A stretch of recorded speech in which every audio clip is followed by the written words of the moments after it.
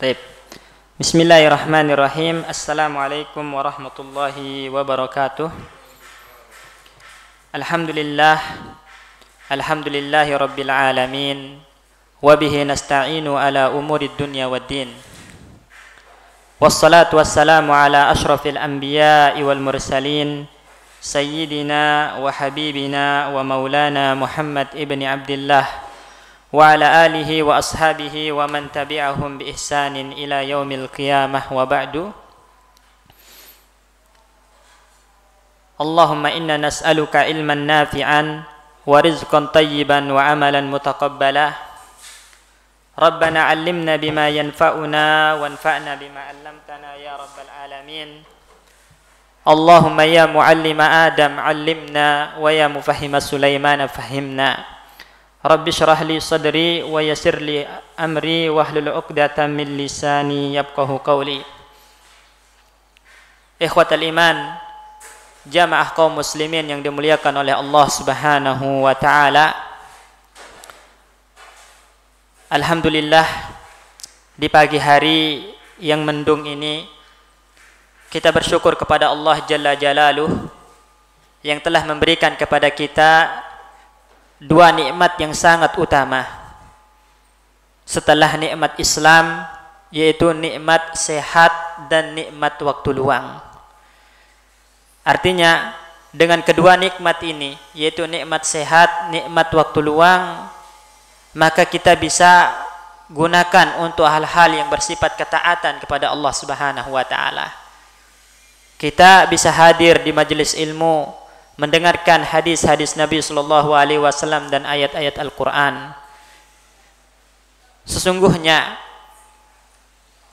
kebanyakan manusia itu terkalahkan atau terlalaikan oleh dua nikmat ini, yaitu nikmat sehat dan nikmat waktu luang. Akhirnya nikmat sehat mereka tidak digunakan untuk yang bermanfaat bagi diri mereka di dunia maupun di akhirat, dan juga tidak digunakan untuk memberikan manfaat kepada orang lain.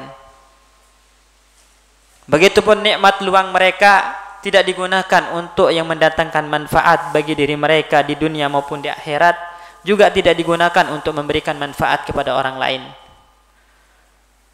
Makanya Rasulullah sallallahu alaihi wasallam dalam sebuah hadis mengatakan, "Ni'matani maghbunun fihi ma katsirun minan nas."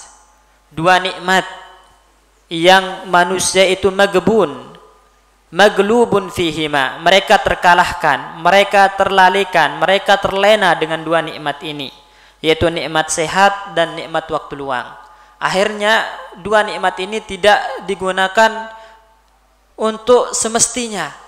Seharusnya dua nikmat ini digunakan untuk ketaatan, untuk yang mendatangkan manfaat bagi urusan akhiratnya, dunianya, atau memberikan manfaat kepada orang lain, digunakan untuk hal yang sia-sia.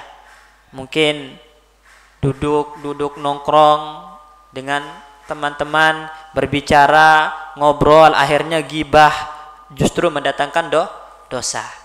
Ya, jadi banyak kaum muslimin dan seluruh manusia itu terkalahkan dengan dua nikmat ini.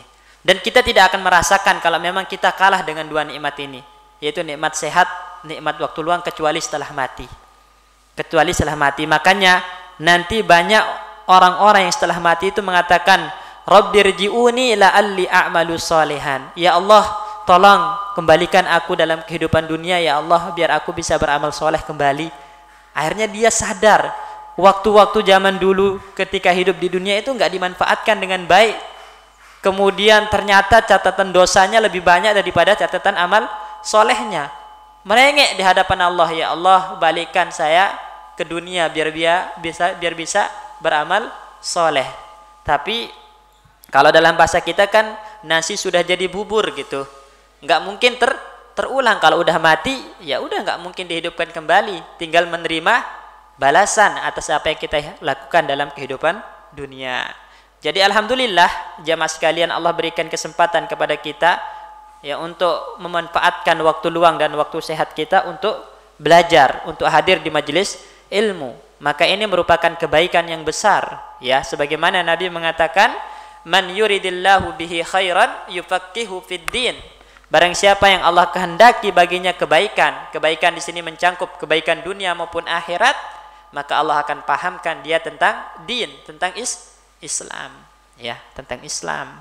Jadi hadirnya kita di majelis ilmu ini itu adalah merupakan bentuk cintanya Allah kepada kita, bentuk Allah menginginkan kebaikan untuk kita. Jadi harus kita syukuri, ya, harus kita syukuri baik dengan lisan, hati, dan amal perbuatan kita, ya, supaya kita terus diberikan keistiqomahan untuk terus belajar, untuk terus melakukan ketaatan dan amal soleh. Insyaallah hari ini kita akan membahas sebuah kitab yang berjudul Khalasatu Ta'zimil Ilmi, ya, ringkasan pengagungan terhadap ilmu, yang mana kitab ini ditulis oleh Syekh Shalih Al-Utsaimin, namanya Syekh Shalih Al-Utsaimin.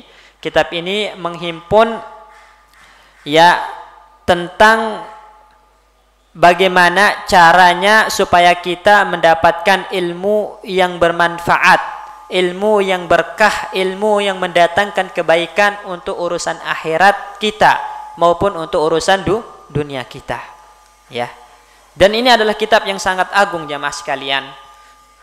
Bahkan para ulama sebenarnya mewasiatkan kepada kita, sebelum kita masuk kepada pelajaran ilmu-ilmu syar'i yang lain, baik itu fikih, hadis, tafsir, dan yang lainnya, maka kita harus belajar tentang adab terlebih dahulu, tentang etika yang berkaitan dengan ilmu tersebut, ya, karena ilmu itu adalah sesuatu yang mulia, sesuatu yang agung, yang harus kita muliakan, yang harus kita berikan haknya, kita tunaikan haknya.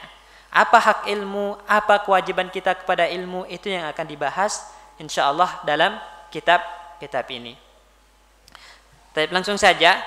Jadi beliau mengatakan di sini al-ma'qidul awwalu tathiru wi'a'il ilmi, ya, pembahasan yang pertama dari kitab ini adalah mensucikan wadah ilmu, ya, mensucikan wadah ilmu. Jadi jamaah sekalian yang dimuliakan oleh Allah, sebelum kita menuntut ilmu, maka kita dituntut pertama kali untuk mensucikan wadahnya ilmu. Apa itu wadah ilmu? Wadahnya ilmu itu adalah hati. Wadahnya ilmu itu adalah hati, ya. Makanya paman arada hiyazatal ilmi falyuzayyin batinahu, kata Syekh. Barang siapa yang menginginkan ilmu, maka dia harus memperbagus batinnya, memperbagus hatinya. Wa yutahhir qalbah, membersihkan hatinya, min najasatihi, dari najis dari kotoran-kotoran hati.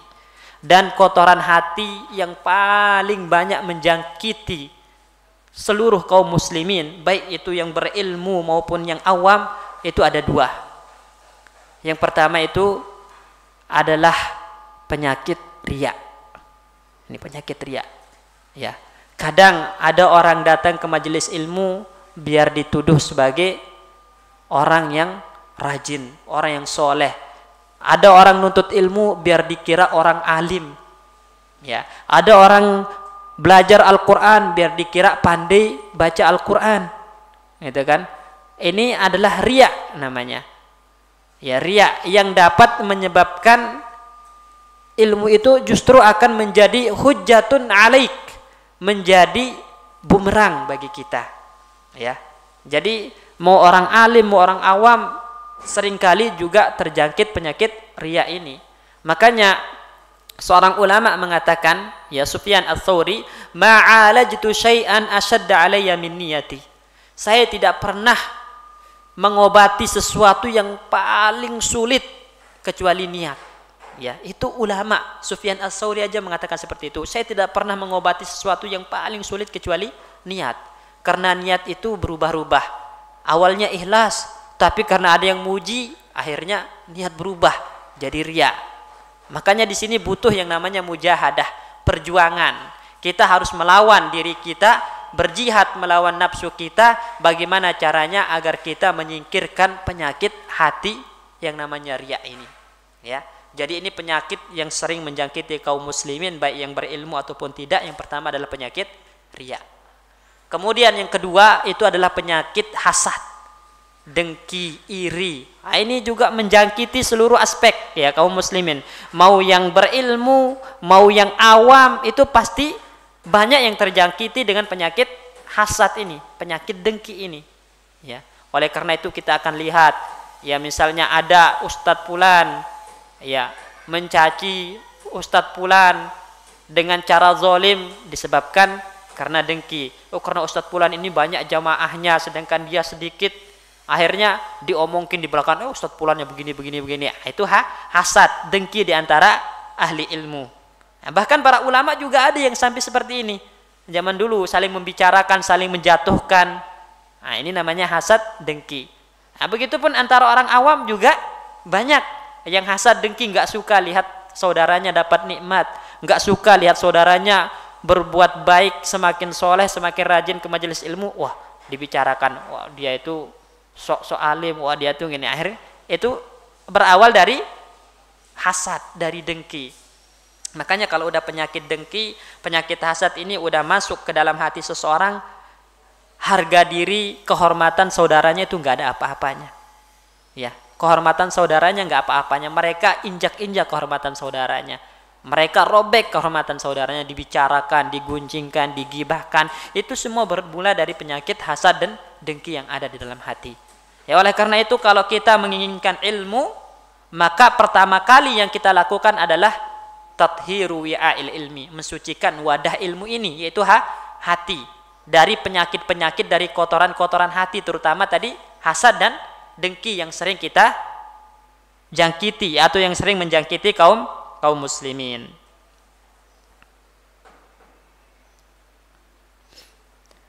Syekh mengatakan di sini rahimahullahu taala, wa bihasabi taharatil qalbi yadkhuluhul ilmu. Ya, ketika hati itu telah bersih, maka sebersih apa hati kita, seperti itu banyak ilmu yang masuk ke dalam hati.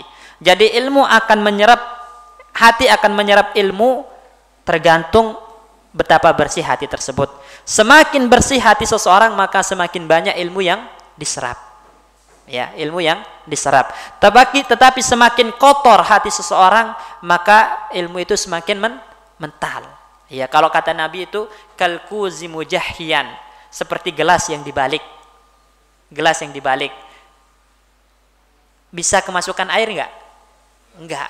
Nah, begitupun hati yang udah terjangkit penyakit-penyakit, kemudian semakin banyak, semakin kotor hati tersebut, ilmu itu akan mental. Istilahnya masuk telinga kanan, keluar telinga kiri. Enggak memberikan efek, enggak membekas, enggak meresap ke dalam hatinya.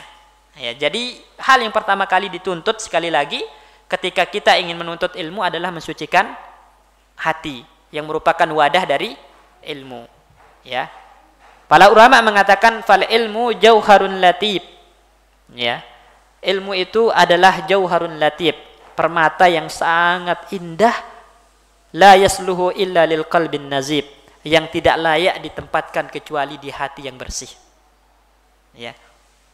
Kalau permata yang indah, mahal, mewah, harganya kemudian antum taruh di tempat yang kotor, layak enggak? Enggak layak, justru akan mengurangi nilainya.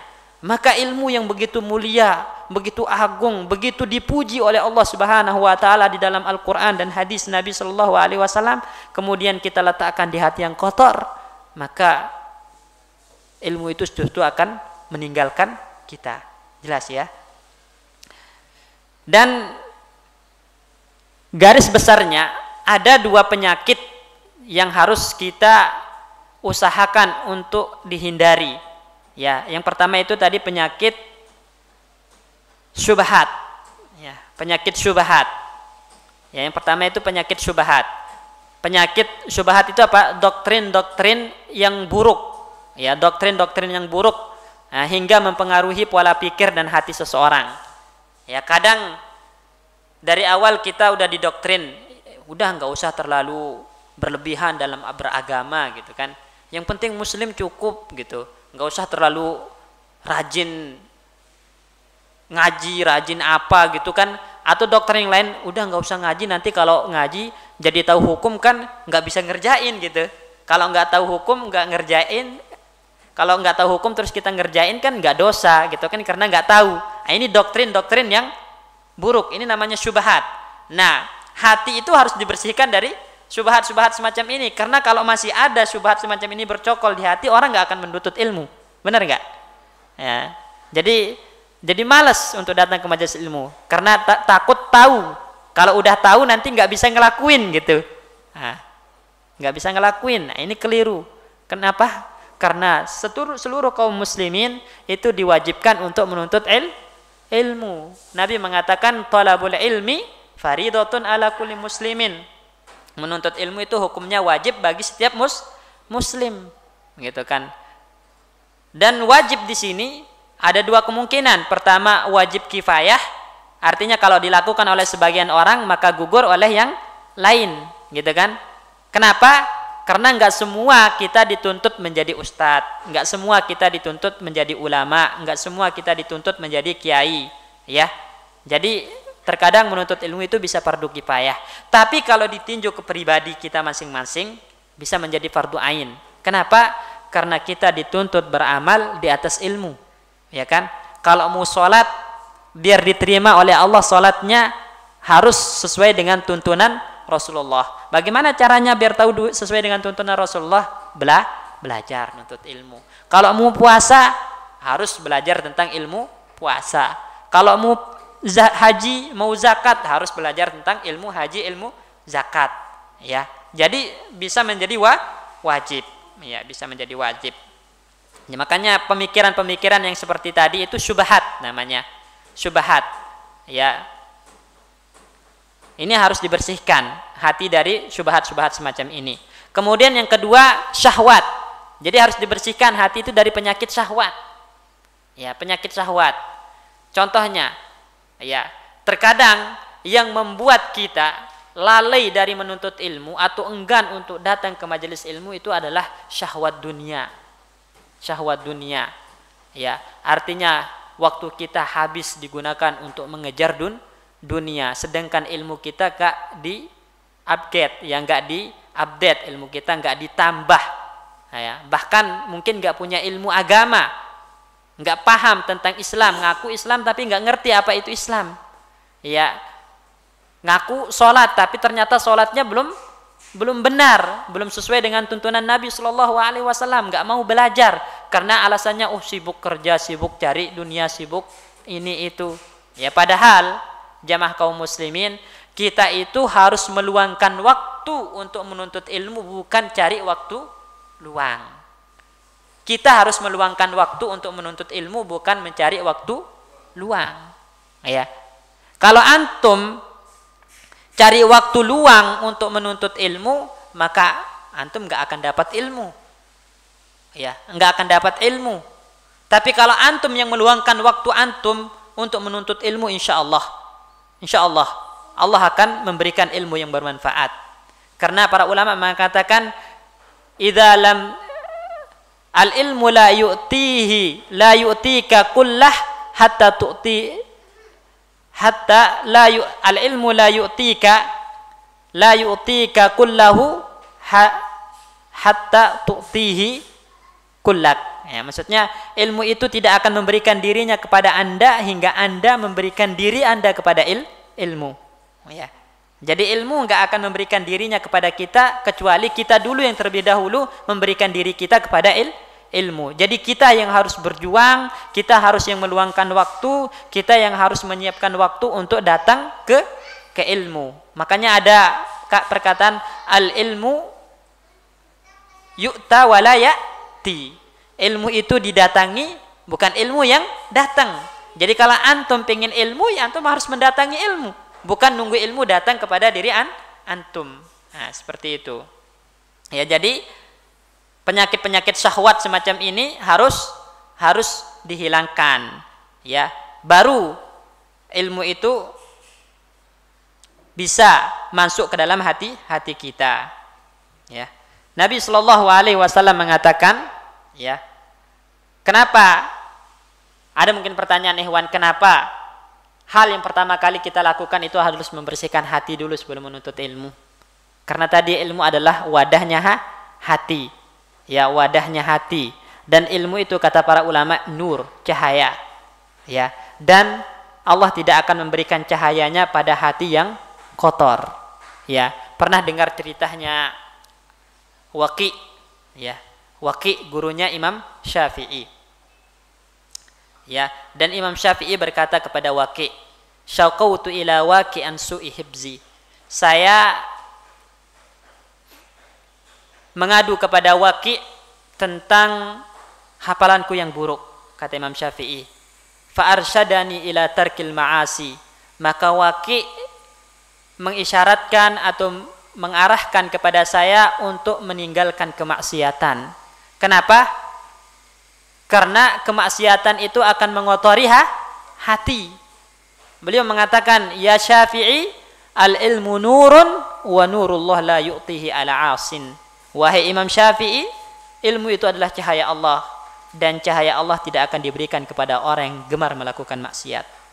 Jadi, ilmu itu adalah cahaya Allah, dan cahaya Allah tidak akan diberikan kepada orang yang gemar melakukan maksiat. Nah, karena pelaku maksiat otomatis hatinya adalah hati yang kotor. Ya. Jadi sekali lagi, jika kita menginginkan ilmu, maka kita harus membersihkan hati. Ya, karena ilmu itu la yasluh illa liqalbin nazib. Ilmu itu tidak layak kecuali untuk hati yang bersih. Untuk hati yang bersih.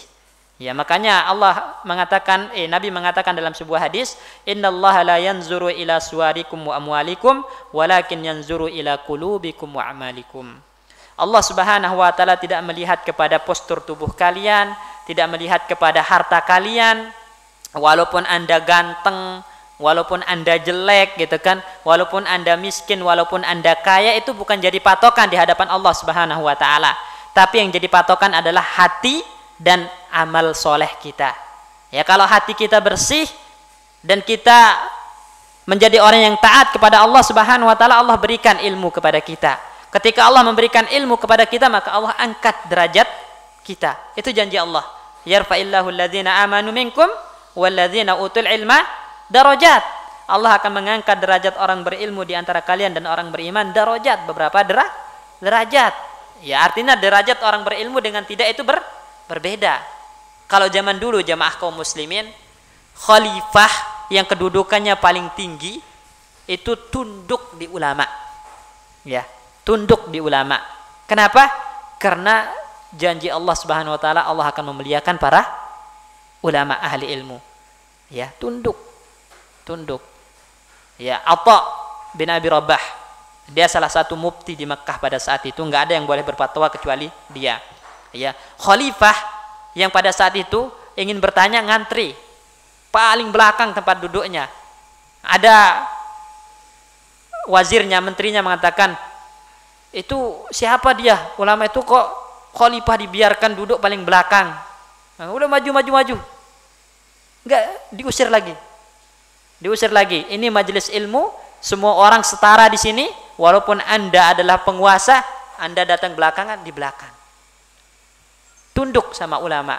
Ya, jadi kalau dan juga zaman dulu jamaah kaum muslimin, kebanyakan para ulama itu adalah mantan budak. Budak. Ya, mantan budak. Sedikit yang dari kalangan orang Arab kalau zaman tabi'in. Kebanyakannya adalah mantan budak. Artinya Allah tidak melihat status seseorang, mau miskin, mau kaya, tapi ketika hati mereka adalah hati yang bersih, kemudian mereka adalah orang yang taat kepada Allah, Allah berikan ilmu kepada mereka, Allah angkat derajatnya bahkan melebihi derajat para raja. Ya kan? Bahkan raja pun tunduk duduk di bawah mereka. Itu janji Allah Subhanahu wa taala. Makanya dalam hadis ini dari awal Nabi mengatakan tidak dilihat harta kalian, tidak dilihat postur tubuh kalian, mau jelek, mau ganteng, yang dilihat itu adalah hati kalian. Apakah hati yang bersih? Hati yang ikhlas? Dan juga yang dilihat adalah amal kalian. Apa kalian adalah orang yang taat atau orang yang gemar melakukan maksiat? Ya, makanya haramun ala qalbin ayyadhulahu nurun wa fihi syai'un mimma yakrahu Allah taala. Ya, Sahal ibn Abdullah mengatakan haram bagi hati untuk dimasuki ilmu. Jadi Ilmu itu enggak akan pernah masuk ke dalam hati, haram bahkan hukumnya. Ilmu masuk ke dalam hati, sedangkan di dalam hati itu ada sesuatu yang dibenci oleh Allah Subhanahu wa taala. Jadi ada kemaksiatan-kemaksiatan yang dibenci oleh Allah Subhanahu wa taala bercokol di hati kita. Penyakit-penyakit hati tadi, riya, hasad, dengki, gitu kan, bercokol di hati kita, maka haram bagi hati tersebut untuk dimasuki ilmu. Enggak mungkin orang itu mendapatkan ilmu sedangkan hatinya adalah hati yang kotor. Ya. Jadi ini pelajaran yang pertama. Sebelum Anda, saya dan kita semua menuntut ilmu, hal yang pertama kali kita lakukan adalah mensucikan hati, membersihkan hati, ya, dari segala penyakit-penyakit dan najis-najisnya. Ya. Jadi menjadi ahli ilmu itu berat atau gampang, jamaah sekalian? Berat, ya, berat. Dan ilmu itu juga berat. Karena Allah mengatakan, inna sanulki alaika qawlan sakila. Wahai Muhammad, kami akan menyampaikan kepadamu ucapan yang sangat berat. Maksudnya Al-Quran, wahyu. Itu ilmu yang sebenarnya, ilmu yang sejati itu adalah ilmu tentang wahyu, tentang Al-Quran dan hadis Nabi. Keduanya kata Allah tsaqil, sesuatu yang berat. Menjadi ahli ilmu itu bukan yang ringan, bukan gampang, berat. Tahapan yang pertama aja mungkin enggak semua orang bisa melaluinya kecuali dengan taufik dari Allah, yaitu membersihkan hati. Tapi kita tetap dituntut untuk melakukan hal tersebut. Makanya ada namanya mujahadah. Ya, Imam Nawawi dalam Riyadhus Shalihin memberikan bab namanya bab mujahadah, bab berjihad. Berjihad untuk apa? Jihad yang paling besar, paling utama dan paling besar pahalanya, kata Syekh Shalih Al-Utsaimin, adalah jihad melawan diri sendiri. Jihad melawan diri sendiri. Kita perangi diri sendiri kita dari tidak taat menjadi taat, dari gemar maksiat menjadi meninggalkan maksiat, sehingga hati ini menjadi hati yang dekat dengan Allah Subhanahu wa taala. Barulah ilmu bisa meresap ke dalam hati, ya. Makanya jamaah sekalian, kalau kita udah hadir di majelis ilmu kemudian kita rasakan kok nggak membekas gitu ya, nggak membekas, ya, ada dua kemungkinan. Yang salah itu di kita atau yang salah di orang yang menyampaikan. Orang yang menyampaikan gak ikhlas sehingga tidak memiliki pengaruh kepada orang yang mendengar, atau kita yang hadir juga masih banyak penyakit-penyakit di dalam hati. Gak ikhlas itu termasuk penyakit hati, ya. Nah, itu yang membuat ilmu itu gak membekas, gak bermanfaat istilahnya bagi kita. Kemudian pembahasan yang kedua, ya, setelah kita membersihkan hati kita dari kotoran-kotorannya, barulah kita mengisinya dengan ibadah hati. Ibadah hati yang pertama kita dituntut untuk lakukan adalah ikhlas. Ikhlas. Jadi setelah hati antum bersih, kemudian antum hadir di majelis ilmu untuk ngaji atau dimanapun untuk belajar, maka hendaklah itu didasarkan dengan hati yang ikhlas. Hati yang ikhlas. Kenapa? Karena ikhlas itu adalah asasu qubuliha, pondasi diterimanya amal ibadah, ya.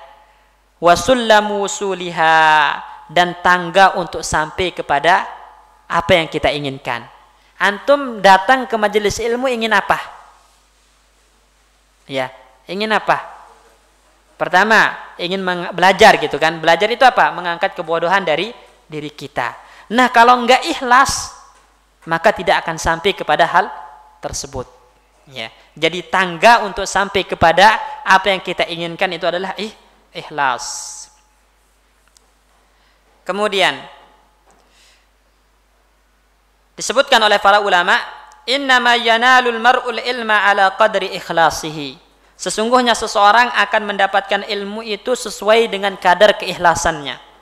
Semakin ikhlas seseorang dalam menuntut ilmu, maka semakin akan mendapatkan ilmu. Semakin dia tidak ikhlas, semakin riya, maka dia hanya mendapatkan pengetahuan, wawasan, tapi tidak mendapatkan manfaat dari ilmu tersebut. Ya, bahkan ilmu tersebut tadi menjadi bumerang, hujjah alaihi, hujjah alaih.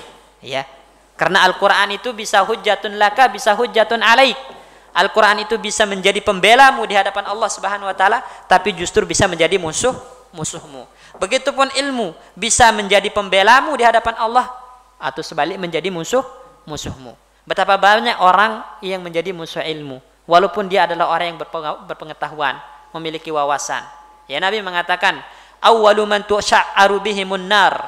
Orang yang pertama kali Allah Subhanahu Wa Taala nyalakan api neraka untuk mereka itu adalah pertama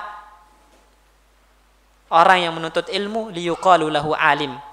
Itu supaya dikatakan alim. Menuntut ilmu supaya dikatakan alim, bukan karena ikhlas tapi ingin pujian manusia. Orang yang membaca Al-Qur'an liyuqalu lahu qari. Membaca Al-Qur'an bukan lillahi ta'ala tapi supaya dianggap qari. Ya, qari orang yang pandai baca Al-Qur'an, orang yang masya Allah bacaan Al-Qur'annya, dia menginginkan pujian manusia. Jadi orang-orang semacam inilah yang pertama kali dinyalakan api neraka untuk mereka kemudian dilempar. Berarti Quran yang mereka baca, ilmu yang mereka tuntut itu menjadi pembela atau musuh? Musuh. Karena enggak ikhlas. Jadi semakin ikhlas seseorang, maka semakin besar dia mendapatkan ilmu. Pertanyaannya, ya, kapan atau bagaimana caranya supaya kita dinyatakan ikhlas dalam menuntut ilmu? Ya, bagaimana caranya supaya kita itu bisa ikhlas dalam menuntut ilmu? Maka ikhlas dalam menuntut ilmu itu bisa terwujud dengan beberapa hal. Ya, pertama itu adalah raf'ul jahli an nafsih. Jadi ketika datang ke majelis ilmu, niatkan yang pertama itu untuk mengangkat kebodohan dari diri kita. Ya, jadi antum datang ke majelis ilmu itu anggap diri kita ini adalah orang yang bodoh, orang yang butuh ilmu, orang yang butuh pengajaran, gitu kan? Ya, karena kalau dari awal orang datang ke majelis ilmu tujuannya untuk ngetes, gitu kan? Ngetes. Kadang ada orang ke majelis ilmu bukan untuk mencari tambahan ilmu, ya, tapi tujuannya untuk mencari kesalahan yang menyampaikan, kesalahan ustadz, ingin ngetes ustadz. Nah, orang-orang semacam ini haram mendapatkan ilmu, haram mendapatkan ilmu. Dan orang semacam ini tidak dikategorikan orang yang ikhlas dalam menuntut ilmu. Ya, jadi waspada jamaah kaum muslimin. Ibnu Hazm mengatakan, jika Anda, kata Ibnu Hazm, hadir ke majelis ilmu, maka hendaklah niat Anda di majelis ilmu adalah niat orang yang butuh tambahan ilmu, niat orang yang butuh kepada ilmu, bukan niat orang yang mencari kesalahan ustadz yang menyampaikan, bukan niat orang yang ingin mengetes ustadz. Karena kalau dari awal niatnya datang ke majelis ilmu itu untuk mencari kesalahan, untuk mengetes ustadz, maka duduk Anda di rumah itu lebih baik daripada hadir Anda di majelis ilmu. Duduk Anda di rumah mungkin Anda lakukan hal-hal yang mubah, nggak mendatangkan dosa. Tapi dengan hadirnya Anda di majelis ilmu dengan niat yang tadi, ingin ngetes, ingin cari kesalahan, justru akan mendatangkan dosa bagi Anda karena Anda tidak ikhlas untuk menuntut ilmu. Jadi ketika kita hadir ke majelis ilmu dimanapun itu, niatkan yang pertama kali itu adalah untuk mengangkat kebodohan dari diri kita. Karena kita ini orang bodoh, orang yang butuh ilmu, orang yang butuh pengajaran, maka niatkan seperti itu, ya. Kemudian setelah itu niat yang kedua, niatkan untuk mengangkat kebodohan dari orang lain, ya. Niatkan untuk mengangkat kebodohan dari orang lain. Jadi niatkan pertama, saya ingin mengangkat kebodohan dari diri saya sendiri. Nanti kalau udah saya bisa, saya niatkan juga untuk mengangkat kebodohan dari orang lain. Ya, maksudnya kalau setelah antum mengetahui, maka antum dakwahkan ke orang lain, terutama keluarga dekat. Sampaikan kepada keluarga dekat kita apa yang telah kita ketahui. Ya, apa yang telah kita ketahui. Ya, makanya Nabi Shallallahu Alaihi Wasallam diperintahkan oleh Allah, wa anzir ashiratakal aqrabin. Ya, berikan peringatan kepada keluarga terdekatmu. Ya, sebelum Nabi diperintahkan untuk berdakwah secara terang-terangan kepada masyarakat Arab pada saat itu yang diperintahkan oleh Allah terlebih dahulu apa? Untuk memberikan peringatan kepada orang terdekat, keluarga dulu, ya. Jadi niatkan selain untuk mengangkat kebodohan diri sendiri, juga niatkan untuk mengangkat kebodohan dari orang lain, terutama orang-orang dekat kita, istri kita, anak kita, tetangga kita, saudara kita, gitu. Kita niatkan, ya, saya ingin belajar ini tujuannya nanti kalau udah bisa saya ingin ajarkan kepada mereka, ya, kepada mereka. Inilah yang dikatakan oleh Nabi Shallallahu Alaihi Wasallam, ilmu yang bermanfaat yang merupakan amal jariyah yang tidak terputus, ya kan? Nabi mengatakan iza mata ibnu Adam in qata amaluhu illa min salas. Jika anak Madam manusia itu mati, terputus amalannya kecuali tiga. Di antara yang tiga ini apa? Ilmun yuntafa'u bihi, ilmu yang diambil manfaatnya, ya. Jadi menuntut ilmu itu jangan buat diri sendiri, tapi niatkan juga buat diajarkan kepada orang lain. Dan mengajarkan kepada orang lain itu nggak harus jadi ustadz, nggak harus jadi ustadz. Banyak sarana-sarana, cara-cara mengajarkan kepada orang lain. Ya, ketika orang lain melakukan kesalahan, kita peringatkan, ahi, nggak boleh seperti itu, ya, nggak boleh seperti itu salah. Ya, kenapa salah? Ini dalilnya. Ya, walaupun nggak hafal dalil, ya secara umum karena Nabi Shallallahu Alaihi Wasallam melarang tersebut, ya, melarang tersebut. Nah, pokoknya peringatkan saudara kita kalau ada yang melakukan kesalahan. Inilah yang dinamakan dengan amar ma'ruf nahi mungkar. Ya, makanya kita itu mendapatkan predikat sebaik-baik umat itu kenapa? Kenapa?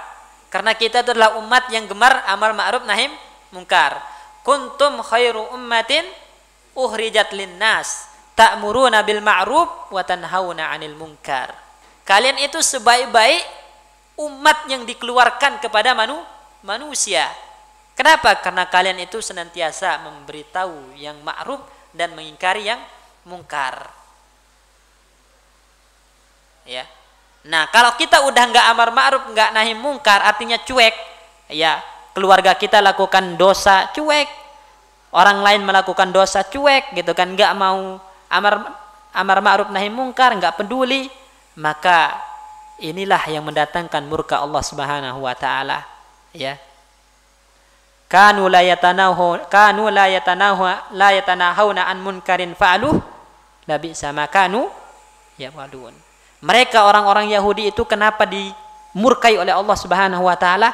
Karena mereka tidak melakukan amar ma'ruf nahi mungkar, dan itu seburuk-buruk perbuatan kata Allah Subhanahu wa taala. Jadi niatkan, ya, niatkan belajar itu di samping untuk mengangkat kebodohan dari diri kita, juga untuk mengangkat kebodohan dari orang lain, yang mana itu adalah merupakan sarana dakwah, sarana amar ma'ruf nahi mungkar, ya. Jadi ilmu amal dakwah, ilmu amal dakwah. Antum berilmu berarti kebodohan telah terangkat. Kemudian antum amalkan, ini yang dituntut. Namanya ilmu bermanfaat. Untuk siapa? Untuk diri sendiri. Dakwahkan bermanfaat untuk orang lain. Paham ya? Jadi ilmu mengangkat kebodohan, beramal berarti ilmunya bermanfaat. Bagi siapa?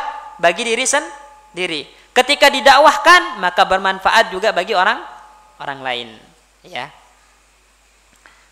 Kemudian yang ketiga, niatkan yang ketiga ketika menuntut ilmu itu adalah untuk menjaga ilmu. Ya, untuk menjaga ilmu supaya ilmu itu tidak hilang. Tidak hilang, ya, tidak hilang. Jadi usahakan saya datang ke majelis ilmu itu niat untuk menjaga ilmu, jangan sampai ilmu itu menjadi sesuatu yang hilang. Ya, kenapa Ikhwan? Karena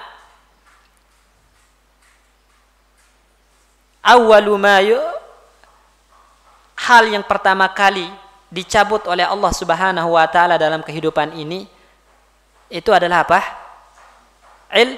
Ilmu. Ya, ilmu. Jadi ilmu dicabut pelan-pelan sehingga nanti di akhir zaman itu orang enggak bisa baca Quran. Ya kan? Orang enggak bisa ngerti hukum-hukum sama sekali. Ya, enggak ngerti hukum-hukum sama sekali. Ya. Bahkan udah mulai terasa zaman ini, ya kan? Betapa banyak orang nggak bisa baca Al-Quran, Muslim tapi nggak bisa baca Al-Quran. Kan berarti Al-Quran udah mulai diangkat oleh Allah Subhanahu Wa Taala. Karena apa? Karena kebanyakan dari kita itu nggak berupaya untuk menghidupkan ilmu tersebut. Kita lalai, enggan untuk menuntut ilmu, akhirnya ilmu pun mati. Dan betapa banyak ulama mulai meninggal, banyak ulama-ulama yang mati. Dicabutnya ulama itu adalah pertanda ilmu mulai dicabut. Ya, meninggalnya ulama itu adalah pertanda ilmu mulai dicabut. Ya, bila ulama telah meninggal maka dunia akan rusak. Dunia akan rusak karena nggak ada yang akan menyampaikan ilmu, yang lain enggan menuntut ilmu, ulama para meninggal, gitu kan? Maka ilmu pun hilang. Jadi niatkan ikhwah, ketika kita hadir di majelis ilmu itu adalah untuk menjaga ilmu supaya ilmu ini tidak hilang. Terus berlangsung ilmu ini. Dan ini yang diperintahkan oleh Allah Subhanahu wa taala dalam Al-Qur'an. Falaula nafara min kulli ta'ifatin, ya apa bunyi ayatnya? Hah? Ya, falaula nafara min kulli ta'ifatin minhum ta'ifatun liyatafaqahu fid din wal yanziru qaumahum idza raja'u ilaihim. Ya. Jadi hendaklah ada di antara kalian itu sekelompok orang yang menuntut ilmu. Menuntut ilmu, enggak semua terjun jihad kalau zaman dulu. Nah, Allah memerintahkan jangan semuanya pergi jihad. Tapi harus ada yang diam menuntut ilmu. Falaula nafara min kulli ta'ifatin falaula nafara min kulli firqatin ta'ifatun minhum liyatafaqahu fid din. Jadi ada kelompok yang belajar agama. Tujuannya apa? Liyanziru qaumahum idza raja'u ilaih. Supaya memberikan peringatan kepada mereka yang pergi jihad, mengajarkan kepada mereka yang pergi jihad tentang hukum-hukum Allah Subhanahu wa taala. Jadi ada yang belajar, ada yang pergi jihad kalau zaman dulu. Nah, yang belajar ini nanti ketika orang yang pulang jihad menyampaikan hukum-hukum Allah Subhanahu wa taala. Artinya ilmu terus berlanjut, ya. Estafet ilmu terus berlanjut. Ya, kalau semua orang pergi jihad nggak ada yang menuntut ilmu, balik-balik dari berjihad ilmu terputus estafetnya. Jadi memang harus ada orang yang belajar yang niatnya adalah untuk menjaga agar ilmu itu tidak hilang, ya. Sebagaimana ayat tadi, falaula nafara min kulli firqatin ta'ifatun minhum liyatafaqahu fid din wal yunziru qaumahum idza raja'u ilaihi la'allahum yahdharun. Ya. Jadi ini cara agar dikatakan ikhlas menuntut ilmu. Pertama tadi harus niatkan untuk mengangkat kebodohan dari diri kita sendiri, kemudian diamalkan, selanjutnya niatkan untuk mengangkat kebodohan dari orang lain, kemudian apa? Untuk menjaga ilmu. Ya, Imam Ahmad rahimahullahu taala pernah ditanya, ya. Ketika beliau mengatakan al-ilmu la ya'diluhu syai' liman sahat niyatuhu. Imam Ahmad mengatakan ilmu itu tidak akan sebanding dengan apapun nilainya bagi orang yang niatnya benar. Jadi nilai ilmu itu sangat luar biasa, tidak sebanding dengan apapun. Tapi bagi siapa? Bagi orang yang niatnya benar. Kemudian ditanya, "Ya Aba Abdillah, kaifa tasihun niyah?" Wahai Imam Ahmad, bagaimana dikatakan niat itu benar? Bagaimana dikatakan niat itu benar? Maka dijawab, "Antanu ya raf'al jahli an nafsik." Pertama, niatkan untuk mengangkat kebodohan dari diri Anda. Wa antanu ya raf'al jahli an gairik, dan niatkan untuk mengangkat kebodohan dari orang lain, dan untuk menjaga agar syariat ini tidak sirna, artinya tetap utuh, tetap tersampaikan kepada generasi ke generasi, ya. Baik. Ya, jadi ini adalah poin-poin penting untuk dikatakan ikhlas. Apabila salah satu dari poin ini hilang, maka dalam menuntut ilmu kita belum dikatakan ikhlas. Sedangkan ulama mengatakan man dayya'al ikhlasa fatathu ilmun katsirun wa khairun wafir. Barang siapa yang luput darinya ikhlas, maka akan luput darinya ilmu yang banyak dan kebaikan yang banyak. Jadi kunci utama ilmu itu adalah ikhlas. Kunci mendapatkan kebaikan ilmu itu adalah ikhlas lillahi ta'ala.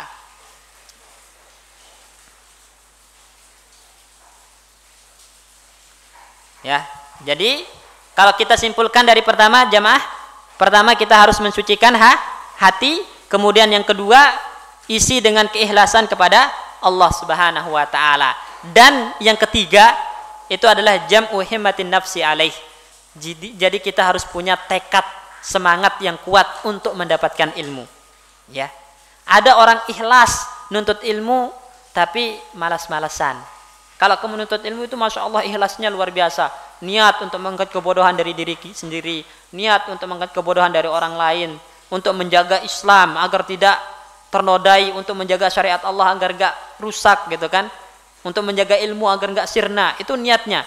Tapi dah hadirnya di majelis ilmu ya sekali sebulan gitu kan. Sekali sebulan. Bahkan mungkin beberapa bulan sekali gitu kan, jarang karena tersibukkan dengan urusan-urusan dunia.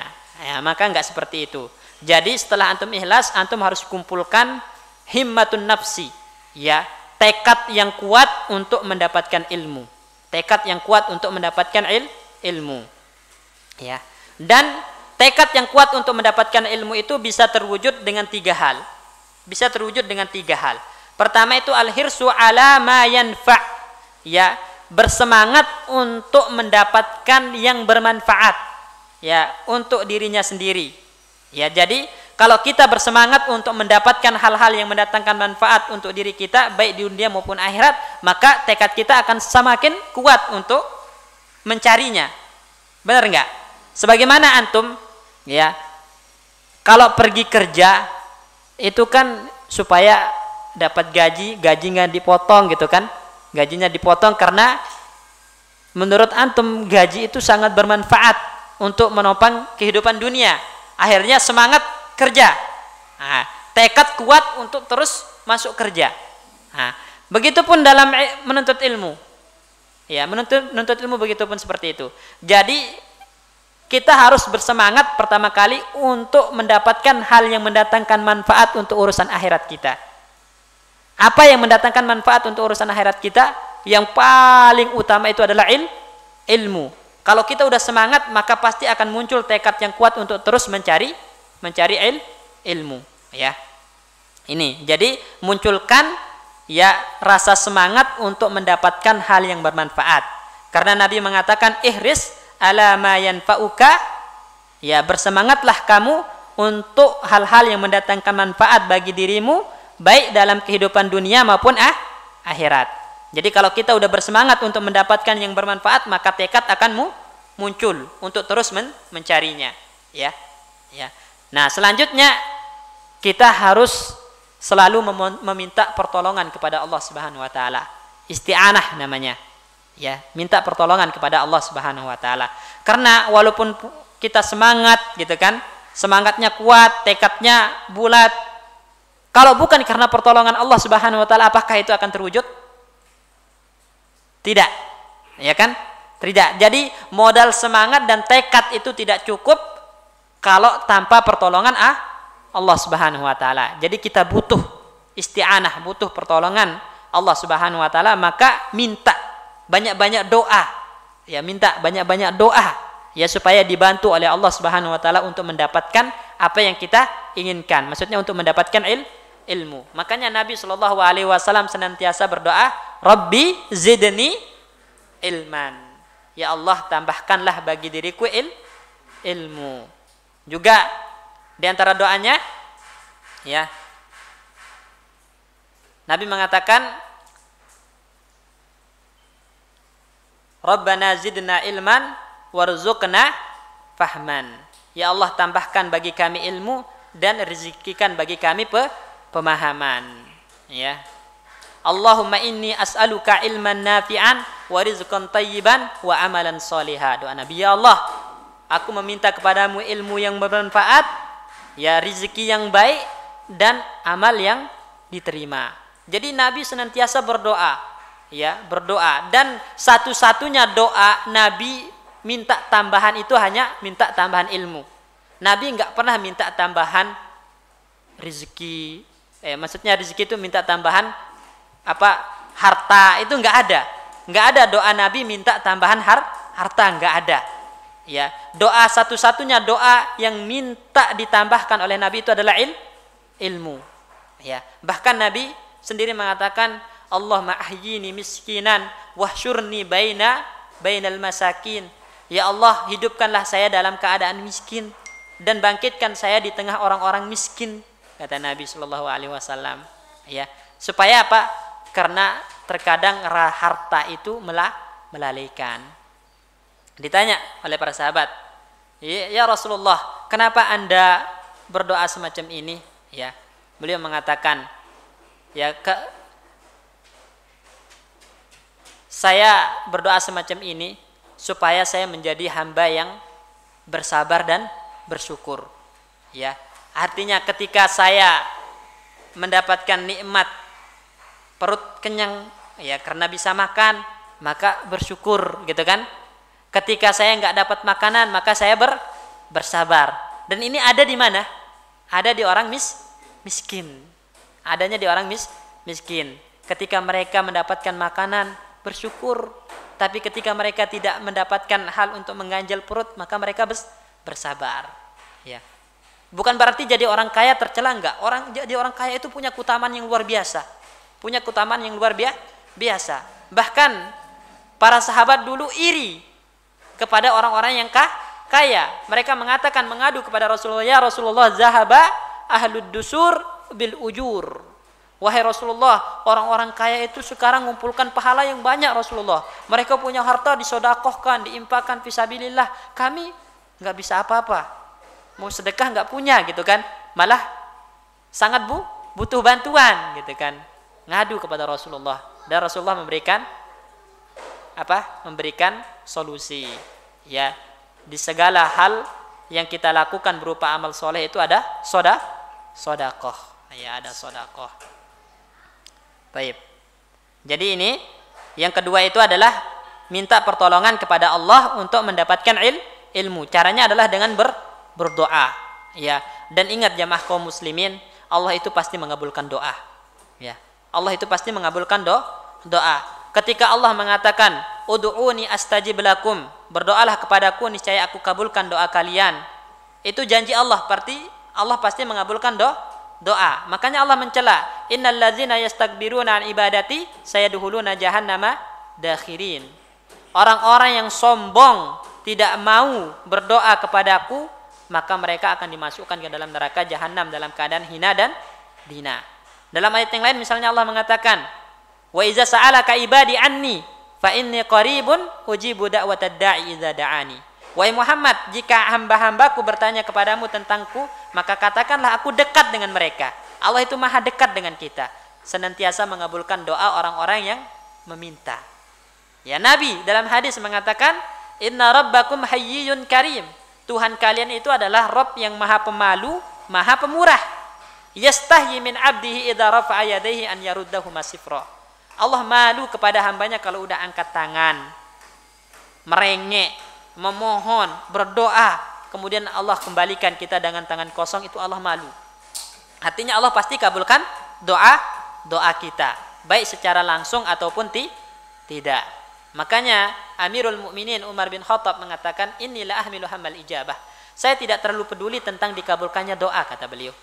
Yang paling penting bagi saya adalah senantiasa berdoa, karena doa itu ibadah. Kalau saya udah diilhamkan untuk berdoa, pasti dikabulkan oleh Allah Subhanahu wa taala, kata sahabat Umar. Ya, makanya doa itu pasti dikabulkan baik secara langsung ataupun tidak.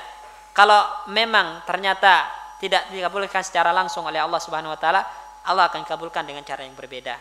Bisa jadi Allah hindarkan kita dari bencana, dari penyakit, ya, yang setara dengan apa yang kita minta dalam doa kita. Antum minta apa dalam doa antum? Ternyata nggak dikabulkan. Tapi antum sehat-sehat saja. Antum nggak pernah mendapatkan bencana. Itu bisa jadi cara Allah mengabulkan doa. Ya, jadi selalu husnuzon kepada Allah. Ya, selalu husnuzon. Jangan ada prasangka buruk. Ya. Karena terkadang orang ini berdoa, saya sudah berdoa berkali-kali capek gitu kan, kok nggak dikabulkan permintaan saya. Padahal hidupnya apa? Nyaman gitu, hidupnya sehat, bahagia, nggak pernah kena bencana, nggak pernah kena musibah. Mungkin itu cara Allah mengabulkan doanya. Jelas ya? Kalau nggak seperti itu, Allah simpan doa tersebut untuk dikabulkan pada waktu yang tepat. Ya, pada waktu yang tepat. Karena Allah memberikan yang terbaik untuk hambanya, bukan apa yang diminta hamba. Jadi Allah memberikan yang terbaik untuk hambanya, bukan apa yang selalu kita minta itu diberikan, tapi yang terbaik yang diberikan oleh Allah Subhanahu wa taala untuk kita. Jangan kira sakit itu buruk. Hakikatnya baik. Ya, karena itu untuk menggugurkan dosa. Itu tanda kasih sayang Allah Subhanahu wa taala kepada kita. Yang mungkin selama ini kita lalai, banyak dosa, banyak maksiat, terus diberikan ujian penyakit, baru kan nyadar. Nah, itu tanda kasih sayang Allah Subhanahu wa taala. Jadi nggak ada yang buruk sebenarnya bagi orang beriman itu. Kalau dia mensikapinya dengan bijak, nggak ada yang buruk. Ditimpa musibah, bersabar, karena dia menganggap itu takdir Allah, itu bentuk teguran Allah, bentuk kasih sayang Allah, maka dia bersabar. Kalau diberi nikmat, dia bersyukur karena menganggap itu adalah anugerah dan juga sekalian ujian. Ya, orang yang diberi nikmat nggak bersyukur dicela nggak? Dicela. Wa iz ta'azzana rabbukum. Ingatlah ketika Rabb kalian mengumumkan, la in syakartum la azidannakum. Kalau kalian bersyukur akan ditambahkan nikmat. Wa la in kafartum, tapi jika kalian kufur, nikmat, tidak bersyukur, inna adzabi lasyadid. Jadi dalam nikmat itu ada bencana, ada ujian. Dalam bencana itu ada nikmat. Paham nggak? Ketika antum mendapatkan nikmat itu bisa jadi bencana kalau antum tidak bersyukur. Begitupun dalam bencana itu bisa menjadi nikmat ketika antum bersabar. Bersabar, ya.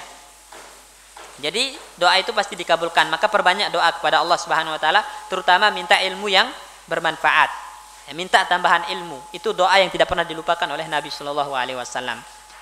Ya, selanjutnya setelah antum meminta pertolongan kepada Allah Subhanahu Wa Taala, cara yang ketiga untuk menimbulkan tekad itu adalah adamul ajzi an bulugil bughyah. Ya, tidak malas. Ya, tidak malas, tidak merasa lemah. Ya, untuk menggapai ilmu. Kadang ada orang kayak gini, ikhwan, datang ke majelis ilmu satu kali kemudian merasa sulit gitu kan. Wah, pelajarannya susah gitu. Baru satu kali doang datang, pelajarannya susah, terus esoknya nggak datang lagi. Nah, ini udah ada muncul rasa lemah dalam dirinya, merasa nggak mampu. Akhirnya berhenti nuntut ilmu. Jangan seperti itu. Begitupun ketika belajar Al-Quran, baca Al-Quran, ya. Baca Al-Quran awalnya mungkin terbata-bata, berat gitu kan. Karena berat, terbata-bata, akhirnya merasa lemah, merasa nggak mampu, berhenti. Nah, orang-orang semacam ini nggak akan bisa mengumpulkan tekad. Nah, perasaan lemah semacam itu kita hilangkan, ya, hilangkan. Jadi kita nggak boleh merasa tidak mampu, merasa lemah, itu nggak boleh. Kita harus optimisme. Kita harus, saya pasti mampu, saya pasti bisa untuk mendapatkan ilmu yang bermanfaat. Saya pasti bisa untuk bahasa Arab, belajar bahasa Arab gitu kan. Saya pasti bisa untuk baca Al-Quran. Saya pasti bisa untuk bisa hafal Al-Quran.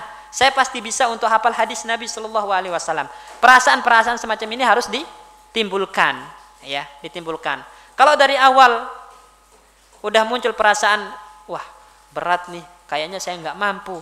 Ini orang nggak akan pernah punya tekad untuk bisa menjadi orang yang berilmu. Jadi perasaan-perasaan semacam itu harus dihilangkan. Kesimpulannya bagaimana jamaah sekalian? Kalau ingin memunculkan tekad yang kuat dalam menuntut ilmu, pertama harus bersemangat untuk mendapatkan yang bermanfaat. Kedua, meminta pertolongan kepada Allah. Dan ketiga, menghilangkan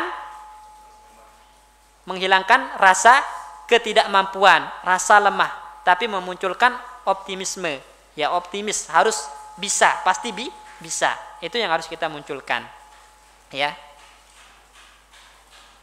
Ya, pernah dikatakan oleh Al-Junaid, ya, Al-Junaid mengatakan, ma talaba ahadun syai'an yajid bijiddin wasidqin. Tidaklah seseorang mencari atau menuntut sesuatu dengan sungguh-sungguh dan penuh kejujuran illa nalahu, kecuali pasti dia mendapatkan. Ya. Kecuali dia pasti mendapatkannya. Kalau enggak mendapatkan semuanya, maka mendapatkan setengahnya. Itu pasti. Jadi kalau antum mencari sesuatu, menuntut sesuatu dengan penuh kesungguhan, dengan penuh kejujuran, penuh keikhlasan, maka pasti antum dapatkan. Kalau enggak semuanya, maka setengahnya akan didapatkan. Ya, dan Allah mengatakan walladzina jahadu fina lanahdiyannahum subulana. Orang yang sungguh-sungguh di jalan kami, menuntut ilmu itu juga termasuk fisabilillah, di jalan Allah Subhanahu wa taala, maka pasti Allah akan memberikan petunjuk, ya, memberikan solusi sehingga dia mendapatkan ilmu. Wattaqullaha wa yu'allimukumullah. Bertakwalah kepada Allah, maka Allah akan membukakan pintu-pintu ilmu buat Anda. Kuncinya apa? Kunci apa?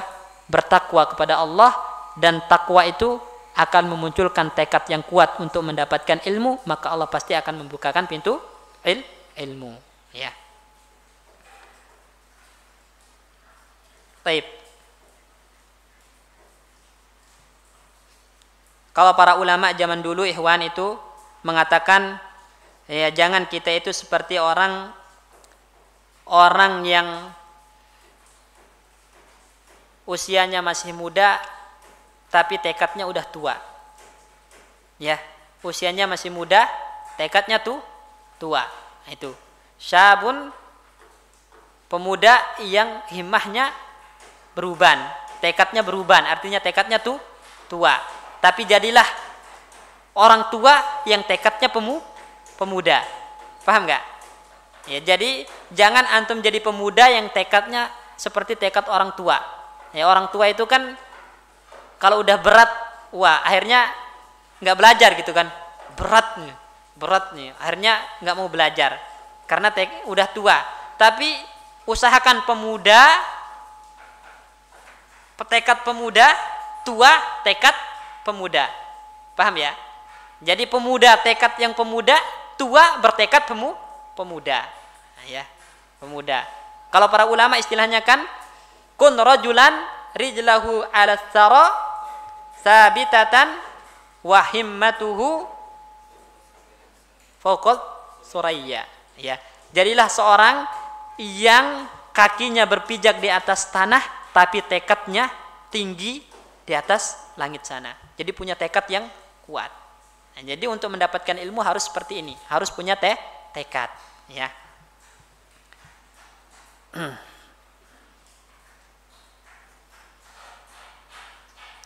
Kalau antum lihat bagaimana tekad-tekad para ulama zaman dulu, jamaah kaum muslimin dalam menuntut ilmu itu luar biasa. Ya, di antara para ulama itu ada yang pergi menuntut ilmu satu hadis itu perjalanan bermil-mil, ya, bermil-mil. Bahkan di antara mereka ada yang sampai kehabisan bekal, kemudian untuk menyambung hidup minum air kencingnya sendiri. Itu lil hajah, kalau enggak kan mati gitu kan, mudarat. Ada yang seperti itu. Bahkan ada di antara mereka yang jual palang rumahnya buat bekal menuntut ilmu. Ibnu Abbas radhiyallahu anhu ketika mendengarkan sebuah hadis yang belum pernah didengarkan sebelumnya, ketika itu dia berada di kota Madinah, sedangkan rawi yang menyampaikan hadis ini ada di kota Mekah. Dia dengar hadis itu, langsung diambil ontanya, pergi ke kota Mekah, ingin mendengarkan langsung hadis tersebut dari rawinya. Sampai di kota Mekah, ketuk pintu nggak dibukain, gelar sorban, duduk depan pintu, ya, nunggu sampai dibukain. Terjadi badai, angin kencang, itu pasir sampai menutupi beliau, ya, setengah kakinya itu ditutupi pasir karena duduk nunggu dibukain pintu. Pas dibukain pintu kaget, sahabat yang satu ini kaget. Ya ibna ammi Rasulillah, kata, wahai anak paman Rasulullah, kenapa anda nggak beritahu saya terlebih dahulu, gitu kan? Biar saya aja yang datang ke kota Madinah jumpai antum. Antum itu adalah anak paman Rasulullah, ahlul bait, gitu kan? Yang harus dimuliakan. Tapi Ibnu Abbas mengatakan, kami diajarkan untuk memuliakan guru-guru kami. Kami yang harus datang ke ilmu, bukan ilmu yang datang ke kami. Lihatlah bagaimana semangatnya sahabat Abdullah Ibnu Abbas hanya untuk satu hadis. Nah, padahal dia udah dengar hadis itu dari sahabat yang lain, cuman pengen langsung nerima dari orang yang mendengarnya langsung dari Rasulullah. Lihat, semangat para sahabat untuk menuntut ilmu. Ya, bahkan di antara bentuk semangat para sahabat itu, kalau duduk-duduk nongkrong itu nggak ada ngomongin dunia. Nggak ada ngomongin dunia. Sahabat Uzair mengatakan, ta'al nazidu imanana. Kemari duduk-duduk biar iman kita naik. Caranya apa yang dibicarakan kalau iman naik? Apa urusan dunia atau urusan akhirat? Urusan akhirat lah. Ilmu yang dibicarakan. Ya, pernah suatu ketika para sahabat duduk-duduk, kemudian Nabi SAW keluar. Ditanya, ma ajlasakum. Kata Nabi, apa yang membuat kalian duduk-duduk nongkrong di masjid, emperan masjid seperti ini? Para sahabat mengatakan, ma ajlasana illa natazakaru fihi ma manallahu alaina minal Islam. Kami tidak duduk-duduk semacam ini wahai Rasulullah kecuali untuk saling mengingatkan karunia nikmat Allah berupa Islam, berupa tentang ilmu-ilmu yang berkaitan dengan Islam, kata para sahabat. Diajak bersumpah sama Nabi, Allahumma ajlasakum illa hada. Demi Allah, kalian duduk-duduk itu bukan tidak lain bukan karena ini aja, gitu kan, maksudnya karena ingin berbicara tentang Islam, tentang ilmu. Para sahabat mengatakan, wallahi demi Allah, tidak ada yang membuat kami duduk-duduk kecuali ini wahai Rasulullah. Nah, Nabi terus bercerita, saya membuat bersumpah kalian itu bukan karena saya ragu sama kalian, kata Nabi. Tapi tadi malaikat Jibril itu datang memberitahu saya kalau kalian ini adalah orang-orang yang sedang dipuji oleh Allah Subhanahu wa taala di hadapan para malaikat. Luar biasa. Ya. Jadi duduk-duduknya para sahabat itu untuk ilmu. Ini semangat mereka tentang ilmu, semangat untuk mendatangkan yang bermanfaat bagi urusan akhirat mereka. Ya. Baik.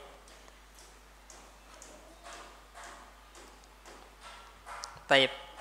Selanjutnya, ikhwan, setelah antum memunculkan semangat, munculkan tekad yang kuat, ya, maka tekad itu usahakan untuk dipalingkan kepada ilmu akhirat.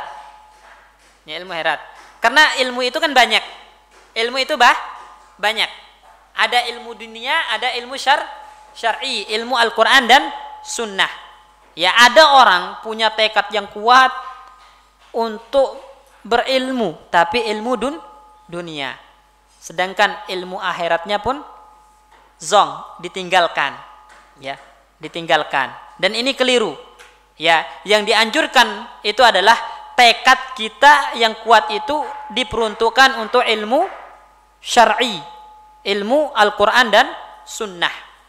Karena setiap kali antum menemukan penyebutan ilmu di dalam hadis Nabi maupun Al-Quran, maka yang dimaksud adalah ilmu syar'i. Enggak ada ilmu dunia itu dipuji dalam Al-Quran, enggak ada.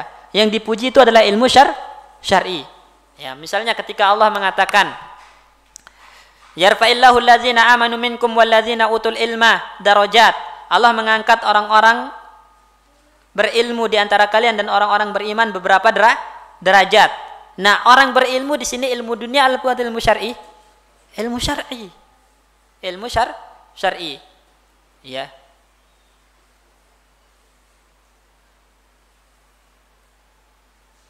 Kemudian juga, ya, ketika Nabi SAW mengatakan, man salaka tariqan yaltamisu fihi ilman, sahalallahu lahu bihi tariqan ilal jannah.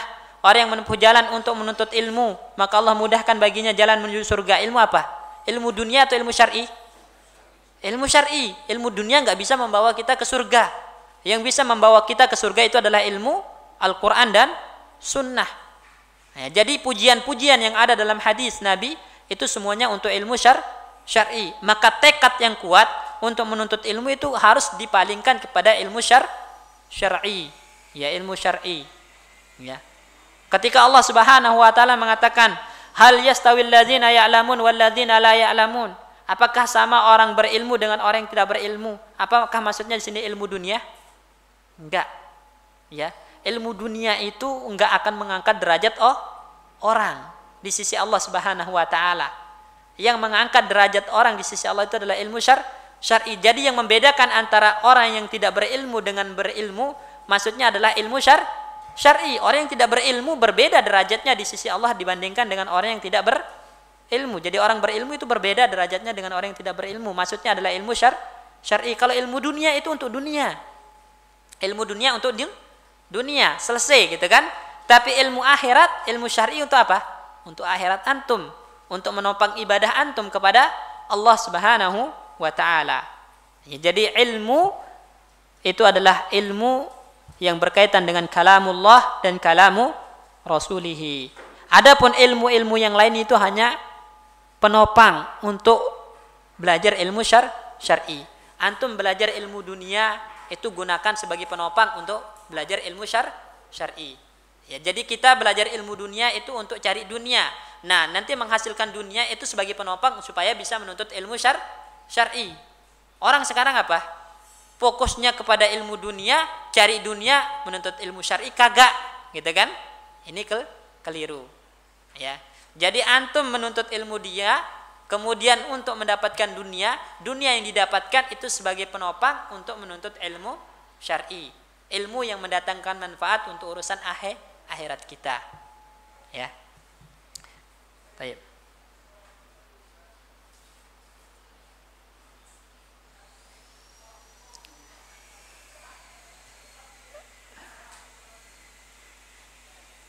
Kemudian selanjutnya setelah antum punya tekad yang kuat, kemudian tekad itu dipalingkan untuk ilmu syar'i, nah barulah kita menempuh tata caranya. Ya, bagaimana cara-cara menuntut ilmu, bagaimana cara-cara menghasilkan ilmu. Ya. Jadi ilmu itu untuk didapatkan ada tahapannya, ada tata caranya. Ya. Sebagaimana dikatakan dalam sebuah syair, ya, tarjun najata walam tasluk masalikaha inna safinata la tajri alal yabasi. Anda menginginkan kesuksesan tapi Anda tidak menempuh jalannya, ya, maka tidak mungkin meraih kesuksesan tersebut. Karena yang namanya perahu enggak pernah berlayar di daratan, pasti berlayarnya di air, ya. Begitupun ketika Anda ingin menuntut ilmu, punya niat ikhlas, hatinya bersih, niatnya ikhlas, tekadnya kuat, dan tekad untuk bisa paham Al-Quran dan hadis, tapi caranya keliru, enggak akan sampai kepada ilmu. Jadi harus dengan tata caranya yang benar. Ya, bagaimana cara yang benar dalam menuntut ilmu? Maka ketika pertama kali menuntut ilmu jamaah sekalian, ya, kita dianjurkan oleh para ulama itu untuk mengawalinya dengan Al-Quran. Dengan Al-Quran. Pertama harus bisa baca Al-Quran terlebih dahulu. Ya, bisa baca Al-Quran terlebih dahulu. Kemudian hafalkan. Ya, kalau enggak bisa hafal, setidaknya harus ada hafalan Al-Quran. Ya, setidaknya harus ada hafalan Al-Quran. Kalau antum lihat para ulama-ulama zaman dulu, mereka sebelum belajar nahwu, sebelum belajar fikih, sebelum belajar hadis, itu mereka fokus kepada Al-Quran dan hafal Al-Quran. Hafal Al-Quran, ya. Dan umur itu bukan sebuah rintangan untuk bisa menjadi penghafal Al-Quran. Karena Allah mengatakan, walaqad yassarnal Qur'ana lidzikri fahal mim muddakir. Sesungguhnya kami telah memudahkan Al-Quran itu untuk dipahami, untuk dibaca, untuk dihafalkan. Jadi Allah memudahkan Al-Quran untuk dibaca, untuk dipahami, untuk dihafal. Ya, adakah di antara kalian yang mau mengambil pelajaran? Adakah di antara kalian yang mau mencoba untuk menghafal Al-Quran, untuk memahami Al-Quran, untuk belajar membaca Al-Quran? Ada yang mau mencoba? Kata Allah, pasti dimudahkan oleh Allah Subhanahu wa taala. Itu janji ya Allah. Jadi diawali dengan Al-Quran.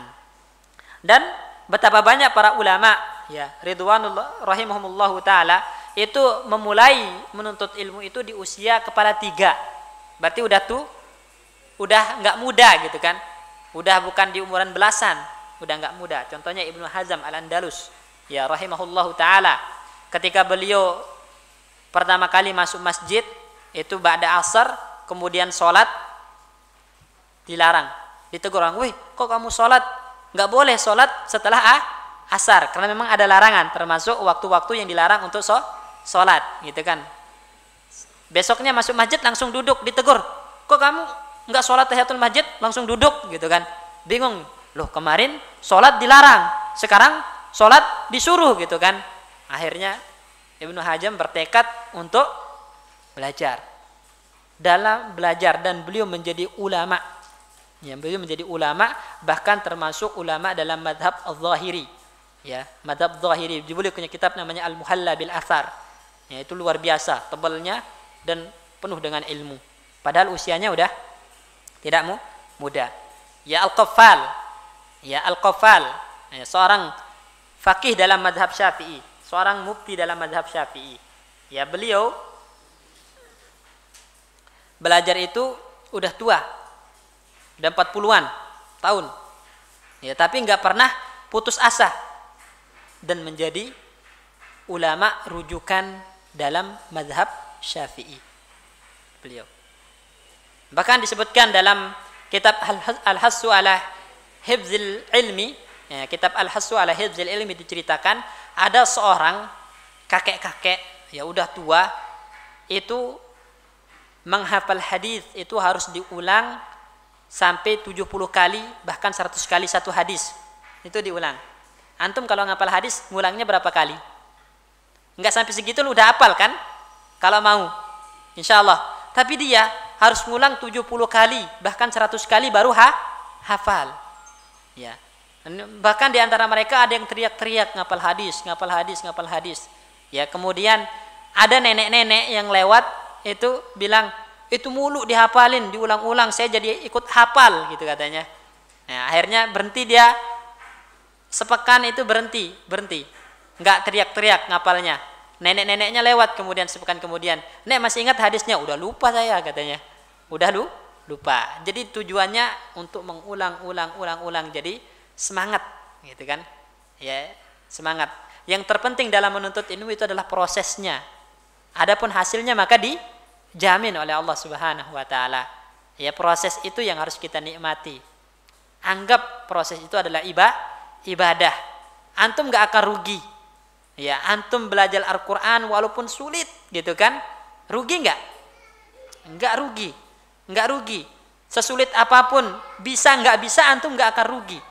Ya, tapi insya Allah pasti bisa. Pasti bisa.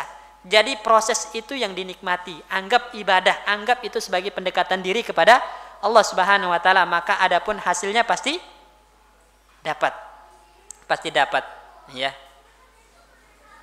Karena sebagaimana kata Sufyan, mu'inu man yasbu ilal wusuli, ya.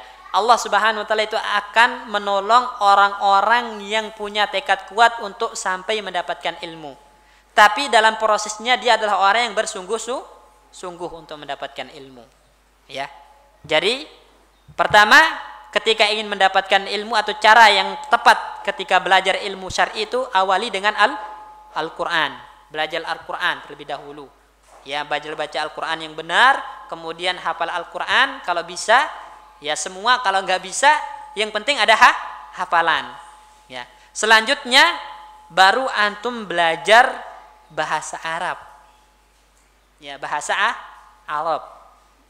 Ya. Kalau ini untuk orang non Arab, kalau orang Arab nggak, langsung mereka belajar kitab-kitab dasar, matan-matan. Tapi kalau untuk orang yang non-Arab, belajar bahasa Arab. Ada yang belajar bahasa Arab di sini? Nah, insya Allah. Yang lain? Bapak-bapak ada? Sebagai seorang Muslim, Pak, semestinya kita harus bisa bahasanya Al-Quran, bahasanya Nabi Sallallahu Alaihi Wasallam. Al-Imam Syafi'i mengatakan dalam yanbaghi lil Muslim an yata'allama min lisanil Arab ma balaghahu juhduh.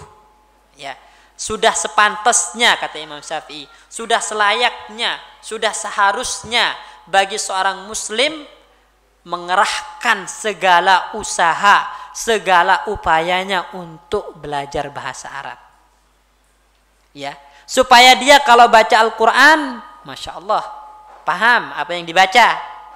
Ketika baca zikir-zikir, paham apa yang dibaca. Sekarang kalau antum zikir, ngerti nggak apa arti bacaan zikir? Ngerti nggak bacaan zikir? Kagak kan? Ya. Bagaimana antum bisa menikmati gitu kan zikir antum sedangkan antum tidak memahaminya? Bacaan solat, paham nggak artinya? Bacaan-bacaan solat, zikir-zikir dalam solat, paham nggak Pak? Kurang, gitu kan? Bagaimana antum bisa khusyuk, gitu kalau nggak paham? Nah, makanya Imam Syafi'i mengatakan sudah seharusnya seorang Muslim itu belajar bahasa Arab semampunya. Jadi dia kerahkan segala usahanya untuk belajar bahasa Arab, ya, belajar bahasa Arab. Dan belajar bahasa Arab itu bukan tentang dunia, tapi belajar bahasa Arab itu adalah tentang agama kita. Kadang ada orang yang termotivasi belajar bahasa Arab itu supaya bisa kerja di Arab, gitu kan? Atau bisa nanti dapat apa istilahnya, kalau mungkin dia ada relasi bisnis, ya, atau pekerjaan yang mengharuskan dia berbicara, berinteraksi dengan orang Arab, akhirnya belajar bahasa Arab. Jadi motivasinya apa? Dunia. Padahal belajar bahasa Arab itu bukan tentang dunia. Kata Nabi apa? Kata Umar bin Khattab radhiyallahu anhu, ta'allamu al-arabiyyata fa innaha juz'un min dinikum. Belajarlah kalian bahasa Arab karena bahasa Arab itu adalah bagian dari agama kalian. Jadi belajar bahasa Arab itu belajar agama. Iya, belajar agama. Apa hukumnya belajar bahasa Arab?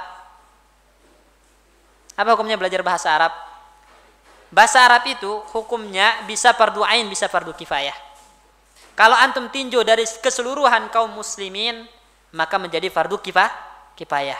Tapi kalau antum tinjau dari pribadi antum sendiri, menjadi fardu ain. Antum dituntut nggak untuk bisa memahami Al-Quran? Dituntut kan?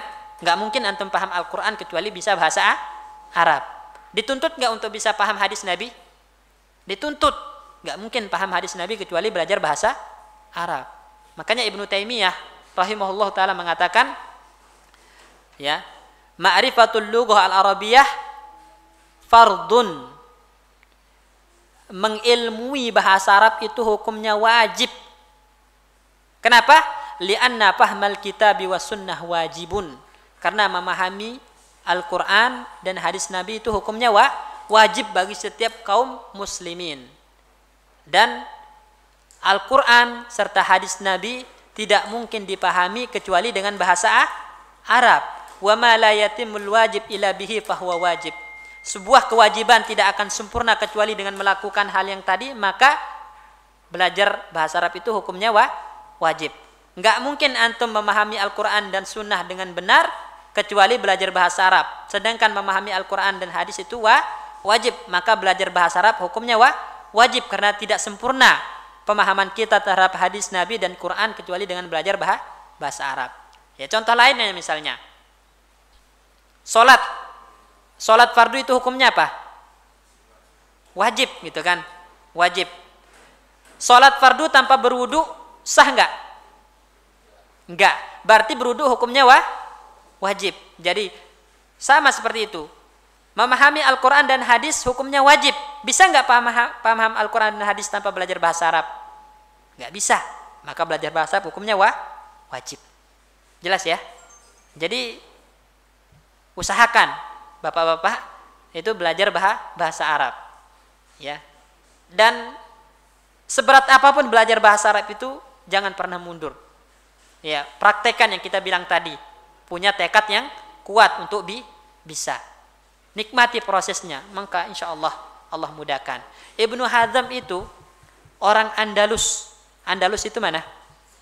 Eropa, Spanyol. Spanyol itu masuk Arab enggak? Enggak. Tapi jadi ulama. Banyak orang-orang yang non Arab itu jadi ulama, ya. Jadi ulama. Ya. Tinggal kita harus semangat, ya. Baik, setelah antum belajar bahasa Arab, ikhwan, baru antum selanjutnya ke tahapan selanjutnya belajar yang mukhtasar, yang ringkas-ringkas, ya. Mulai dari fikih yang matan, misalnya kalau dalam mazhab Hambali ada namanya Ahsarul Mukhtasarat. Itu kita pelajari. Kalau dalam mazhab Syafi'i ada namanya apa? matan goyah wa takrib, ya, itu dipelajari, diapal, ya. Setelah antum hafal, ya, semua cabang-cabang ilmu dipelajari dulu yang paling kecil, yang paling ringkas. Nahu dari yang paling ringkas, sorob daripada yang ringkas, hadis paling ringkas, fikih paling ringkas, gitu kan. Setelah itu baru ke yang besar-besarnya, yang panjang-panjangnya, mutawalat istilahnya, yang kitab-kitab besarnya. Baru orang bisa mendapatkan ilmu. Baru orang bisa mendapatkan ilmu. Nah, kalau orang belajarnya sebulan sekali, itu pun tematik, gitu kan, kapan kira-kira bisanya? Kapan kira-kira bisanya? Ilmunya adalah di situ-situ terus, gitu kan, nggak akan bertambah, nggak akan ada kemajuan. Jadi belajar itu memang harus mengikuti metode yang diajarkan para ulama, mulai dari Al-Quran, mulai setelah belajar Al-Quran belajar bahasa Arab, setelah belajar bahasa Arab baru belajar kitab-kitab yang ringkas, baik akidah, fikih, hadis, nahu, sorob yang ringkas. Setelah menguasai semua itu baru ke kitab yang besar. Nah, baru bisa terbentuk orang-orang yang alim, orang-orang yang berilmu, ya, berilmu. Bukan berarti kita nggak boleh belajar tematik, boleh, dan itu berpahala, insya Allah. Cuman untuk mendapatkan kemajuan tidak cukup, itu maksudnya. Untuk mendapatkan kemajuan, ya, dalam ilmu itu tidak cukup. Jadi harus mengikuti metode yang dianjurkan oleh para ulama tadi, ya. Itu kalau antum menginginkan diri antum sebagai orang yang berilmu, maka tempuh jalannya. Kalau enggak antum menempuh jalannya, maka antum enggak akan pernah menjadi orang berilmu. Antum selama akan menjadi orang awam.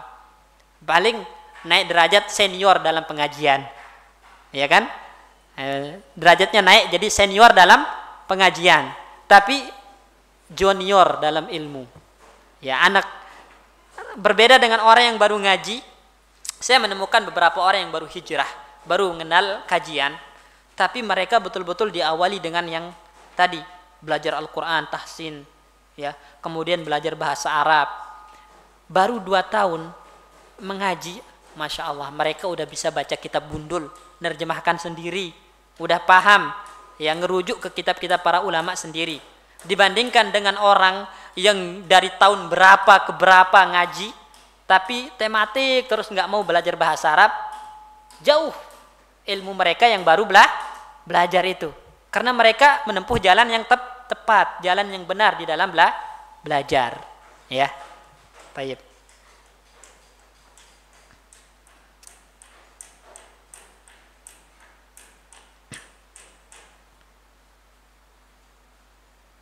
Jam berapa?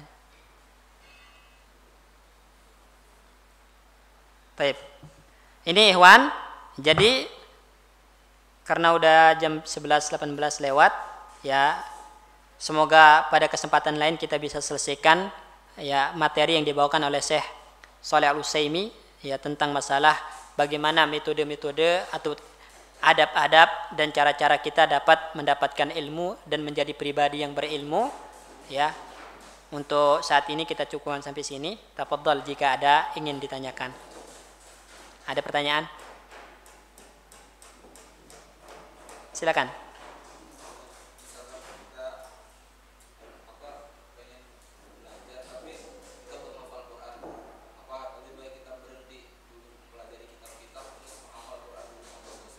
Baik. Yang dianjurkan oleh para ulama, ya, memang itu adalah diawali dengan menghafal Al-Quran, ya, menghafal Al-Quran. Makanya untuk anak-anak, ya, untuk anak-anak itu secara bertahap mereka diajarkan dulu membaca Al-Quran, menghafal Al-Quran, tidak diajarkan kitab-kitab itu kecuali setelah hafal Al-Quran. Kalau mereka udah hafal Al-Quran baru diajarkan bahasa Arab, diajarkan kitab-kitab matan, baru ke kitab-kitab besar. Nah, sedangkan kita ini umur udah bukan anak-anak lagi, gitu kan? Umur udah bukan anak-anak lagi. Kalau kita mengikuti metode seperti tadi, harus hafal Al-Quran dulu baru belajar kitab-kitab, maka ilmu itu terlalu banyak sedangkan umur itu pendek. Jika memungkinkan untuk menjamak, untuk mengumpulkan kedua cara tersebut, itu lebih bagus. Jadi hafal Al-Quran sekaligus belajar kitab-kitab secara berbarengan, itu lebih bagus. Ya, lebih bagus. Kalau memungkinkan, ya kalau memungkinkan. Wallahu a'lam. Dan ini yang juga yang dipraktekkan oleh teman-teman kita yang baru belajar, misalnya di anak-anak pesantren yang dari awal mereka bukan di pondok tahfiz gitu kan, lulusan SMA, SMP masuk pesantren, itu mereka belajar hafal Al-Quran, juga belajar bahasa Arab, kitab-kitab secara berbarengan, dan itu terbukti efektif, ya, tidak mengurangi sama sekali, artinya menghasilkan keluaran yang bagus juga, ya, menghasilkan orang-orang yang berilmu juga, yang seperti itu. Wallahu a'lam. Ada lagi yang ditanyakan?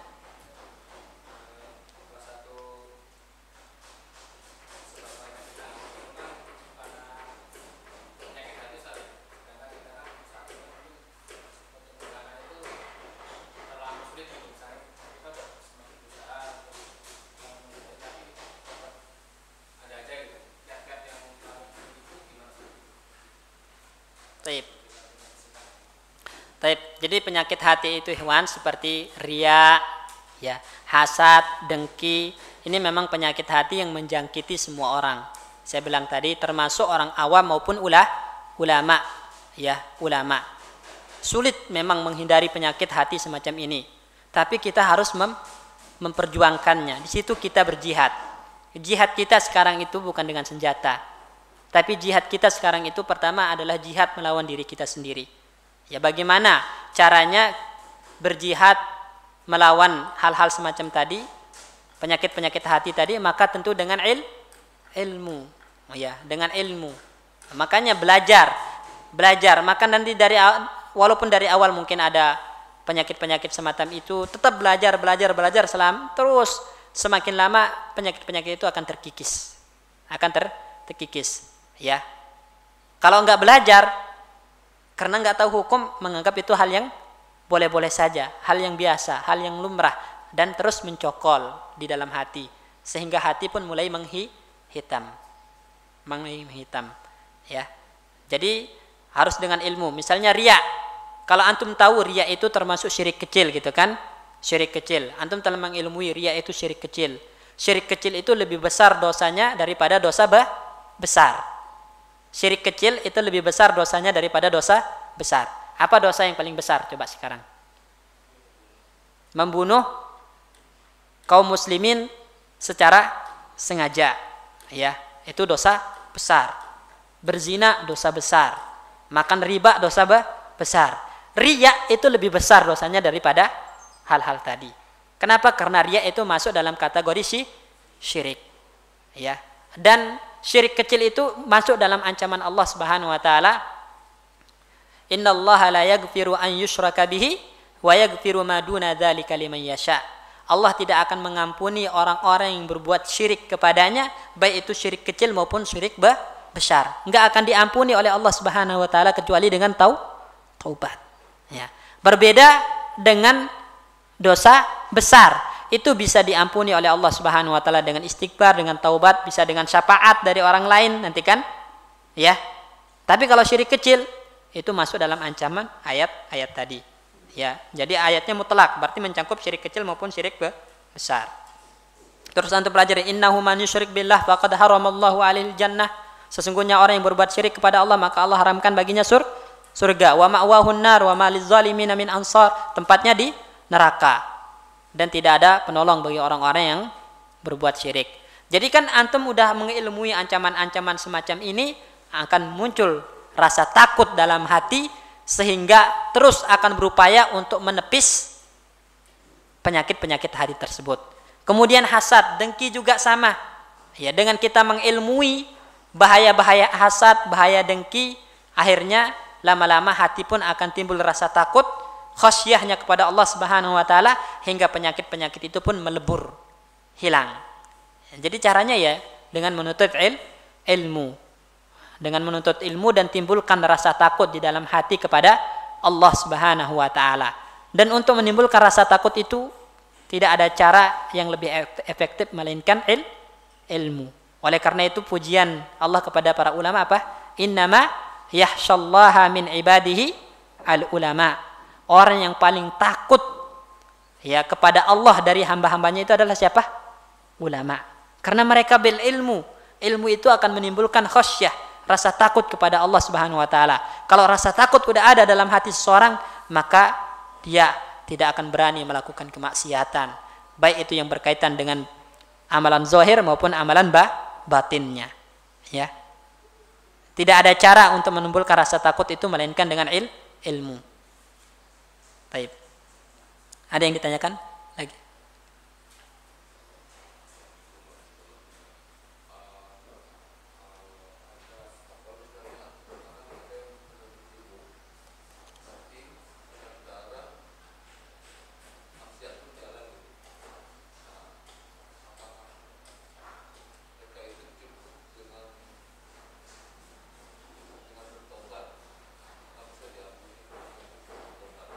Baik.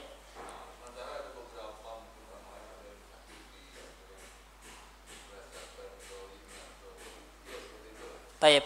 Ada orang-orang yang menuntut ilmu tapi bermaksiat, gitu kan? Bermaksiat. Pertama, jemaah kaum muslimin yang dimuliakan oleh Allah Subhanahu wa taala, ilmu dengan maksiat itu ibarat minyak dan air. Ya, tidak akan pernah bersatu, ya, tidak akan pernah bersatu. Artinya kalau ada orang menuntut ilmu tapi maksiat, maka ilmu tidak akan pernah sampai kepada dirinya. Ilmu tidak akan pernah sampai kepada dirinya, tidak akan mendatangkan manfaat. Dan justru tindakannya itu akan menjadi bumerang. Ya, akan menjadi bumerang kepada dia. Hujjah alaih. Ya, nanti dia akan dituntut karena perbuatan tersebut. Ya. Enggak mungkin ya orang yang bermaksiat itu mendapatkan ilmu, enggak mungkin. Maksudnya apa? Mendapatkan ilmu bermanfaat itu enggak mungkin. Oke, dia punya wawasan, dia punya pengetahuan, tapi itu akan mendatangkan manfaat untuk dirinya, mampu memperbaiki dirinya atau tidak? Enggak akan sama sekali bisa memperbaiki perbuatannya, memperbaiki pribadinya dengan pengetahuan tersebut selama dia bermaksiat. Makanya yang diajarkan di awal tadi, sebelum Anda menuntut ilmu, kata Syekh, pertama itu bersihkan hati. Artinya tinggalkan kemaksiatan, ya, tinggalkan salah jenis dosa yang berkaitan dengan hati. Kalau hati udah bersih, maka amalan zahir pun pasti bersih. Amalan zahir pun berarti bersih, ya. Jadi jika hati kotor, maka amalan-amalan anggota tubuh pun akan penuh dengan maksiat dan dosa. Kalau hati bersih, maka amalan-amalan anggota tubuh pun akan berupa ketaatan. Oleh karena itu, kenapa yang ditekankan harus membersihkan hati? Karena efeknya nanti beruntut ke amalan-amalan anggota tubuh. Nah, ini orang amalan zahirnya bermaksiat, durhaka kepada Allah Subhanahu wa taala, tapi sambil menuntut ilmu, itu sia-sia, ya. Ilmu enggak akan pernah sampai kepada dirinya, ya. Kalau antum ingin anggota tubuh antum istiqomah di ketaatan, maka bikin hati kita terlebih dahulu istiqomah, ya. Lan tastaqima imanu abdin hatta yastaqima qalbuh, ya. Tidak akan istiqomah iman, maksudnya amalan seseorang hamba itu kecuali hatinya lebih dahulu istiqomah. Jadi yang perlu diperbaiki itu adalah hati. Ya, tata hati, bagaimana melunakkan hati, bagaimana membersihkan hati, itu yang diperbaiki, baru nanti otomatis amalan zahir akan baik juga. Ya, makanya Nabi mengatakan inna fil jasadi mudghah, sesungguhnya di dalam hati itu ada, di dalam tubuh itu ada segumpal daging. Ya, idza saluhat salahal jasadu kulluh, apabila segumpal daging ini baik, maka baiklah seluruh anggota badan. Wa idza fasadat fasadal jasadu kulluh.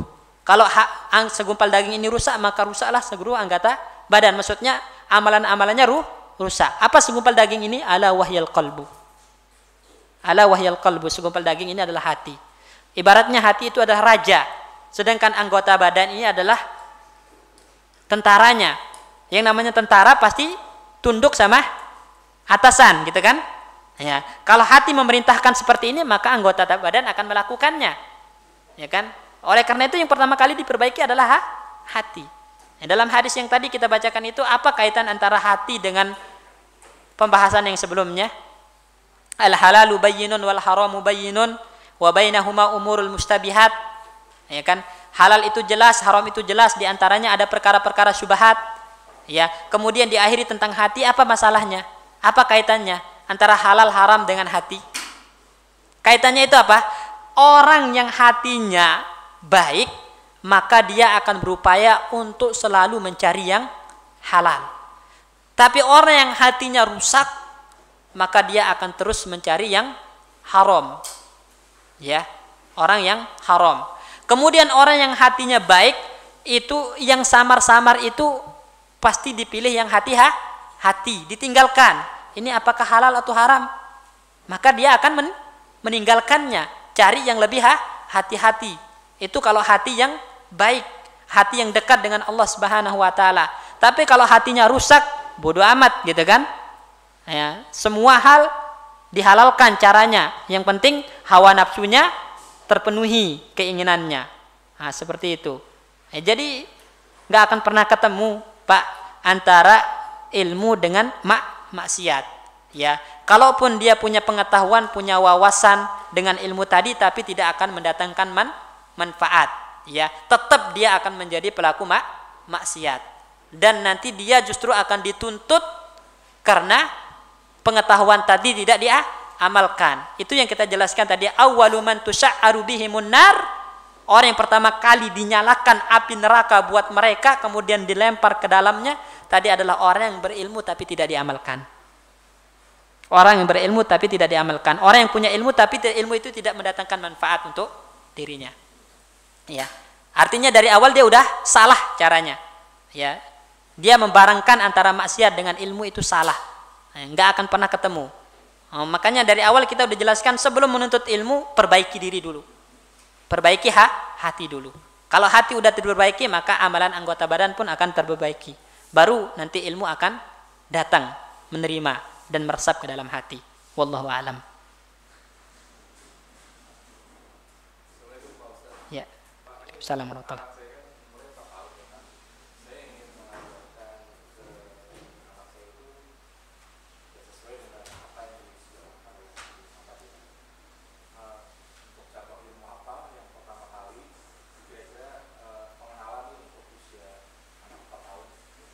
Baik.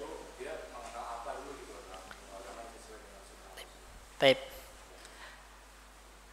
Yang pertama itu adalah dekatkan mereka dengan Al-Quran.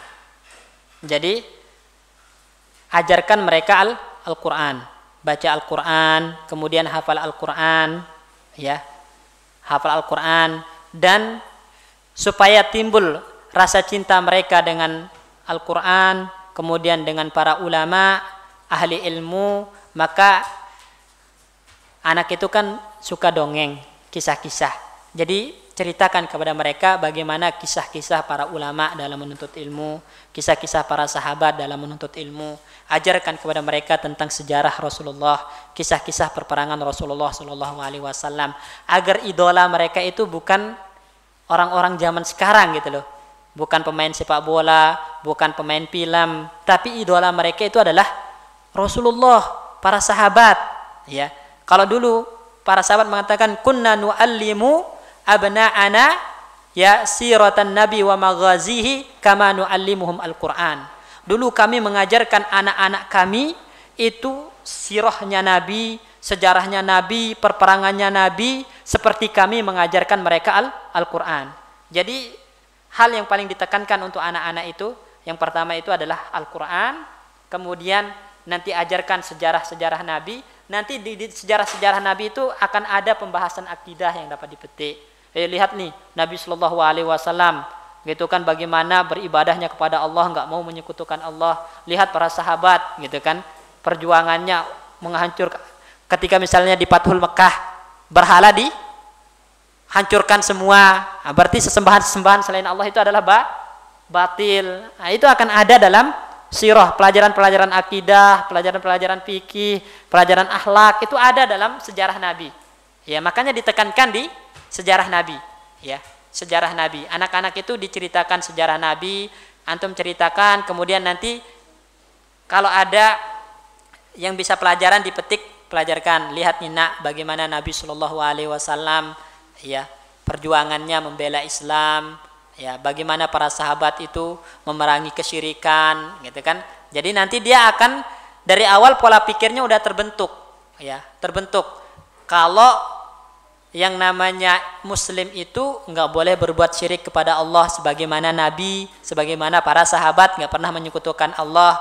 Kalau yang namanya muslim itu harus memperjuangkan Islam, gitu kan. Islam itu adalah yang nomor satu. Nah, sebagaimana Nabi itu menomorsatukan Islam. Nah, nanti akan ada. Kalau dari awal antum ajarkan sirah sejarah Nabi, pelajaran-pelajaran yang lain pun ada di situ. Ya. Makanya yang pertama itu Al-Quran dulu, ya, karena para sahabat mengajarkan anak mereka Al-Quran, kemudian ajarkan mereka ajarkan mereka sejarah-sejarah Nabi. Selanjutnya didik mereka itu untuk melakukan hal-hal yang wajib, sholat, puasa, gitu kan.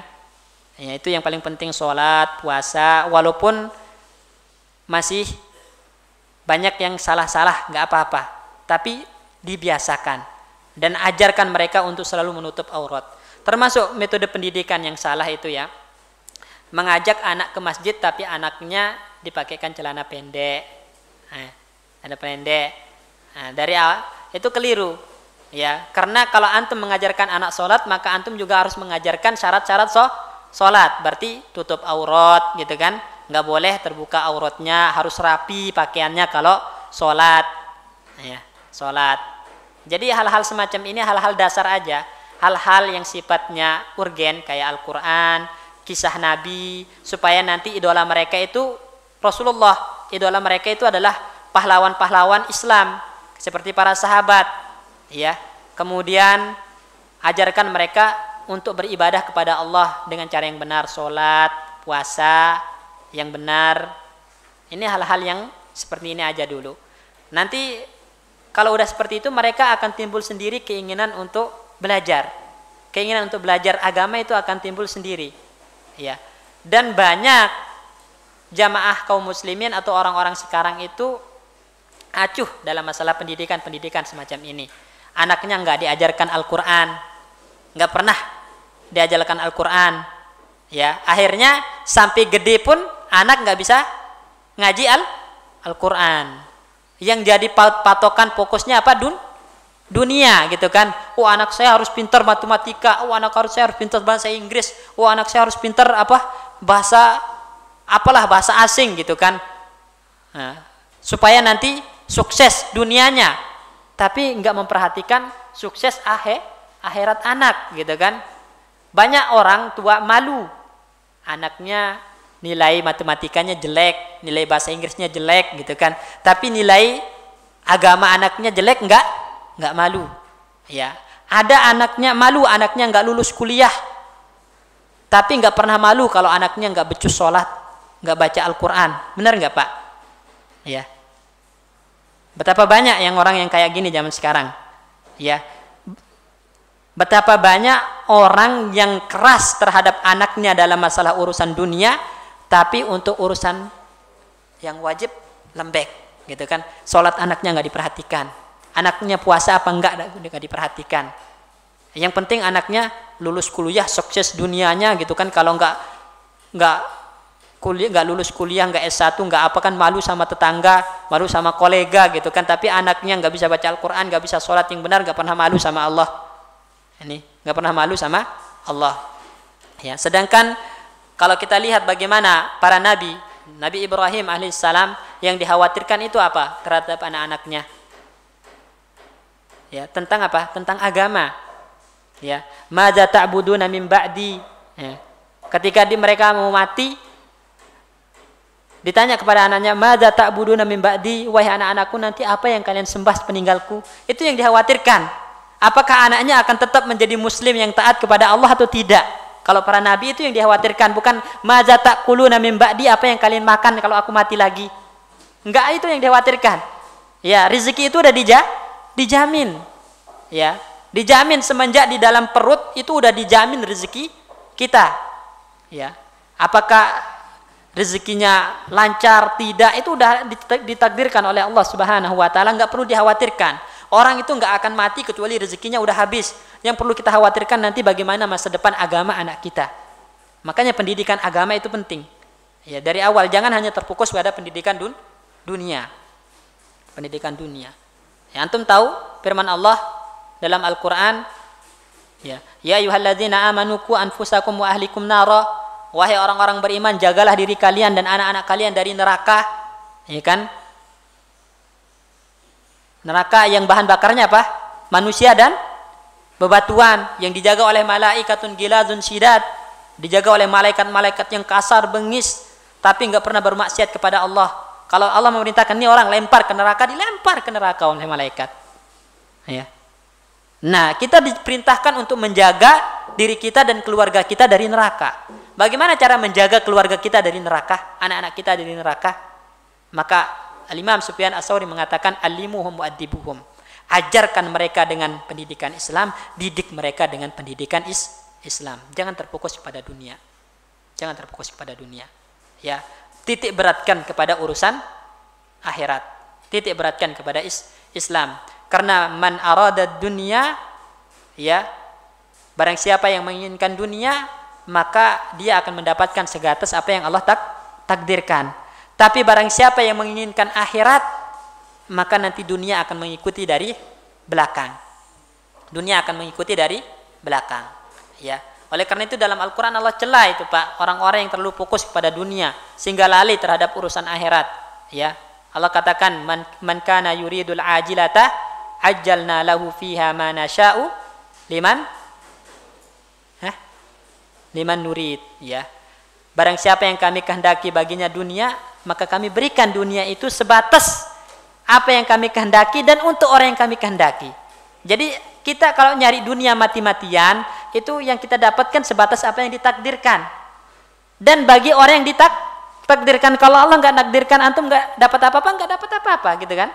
Ya, tapi man kana yuridul akhirata wa sa'alaha sa'yaha faulaika kana sa'yuhum mashkura. Barang siapa yang menginginkan akhirat dan berusaha untuk mendapatkan akhirat, nah orang-orang semacam ini yang usahanya disyukuri, diterima kasih oleh Allah Subhanahu wa taala. Kalau Allah berterima kasih kepada kita atas usaha kita, maka dunia itu ngikut dari belakang.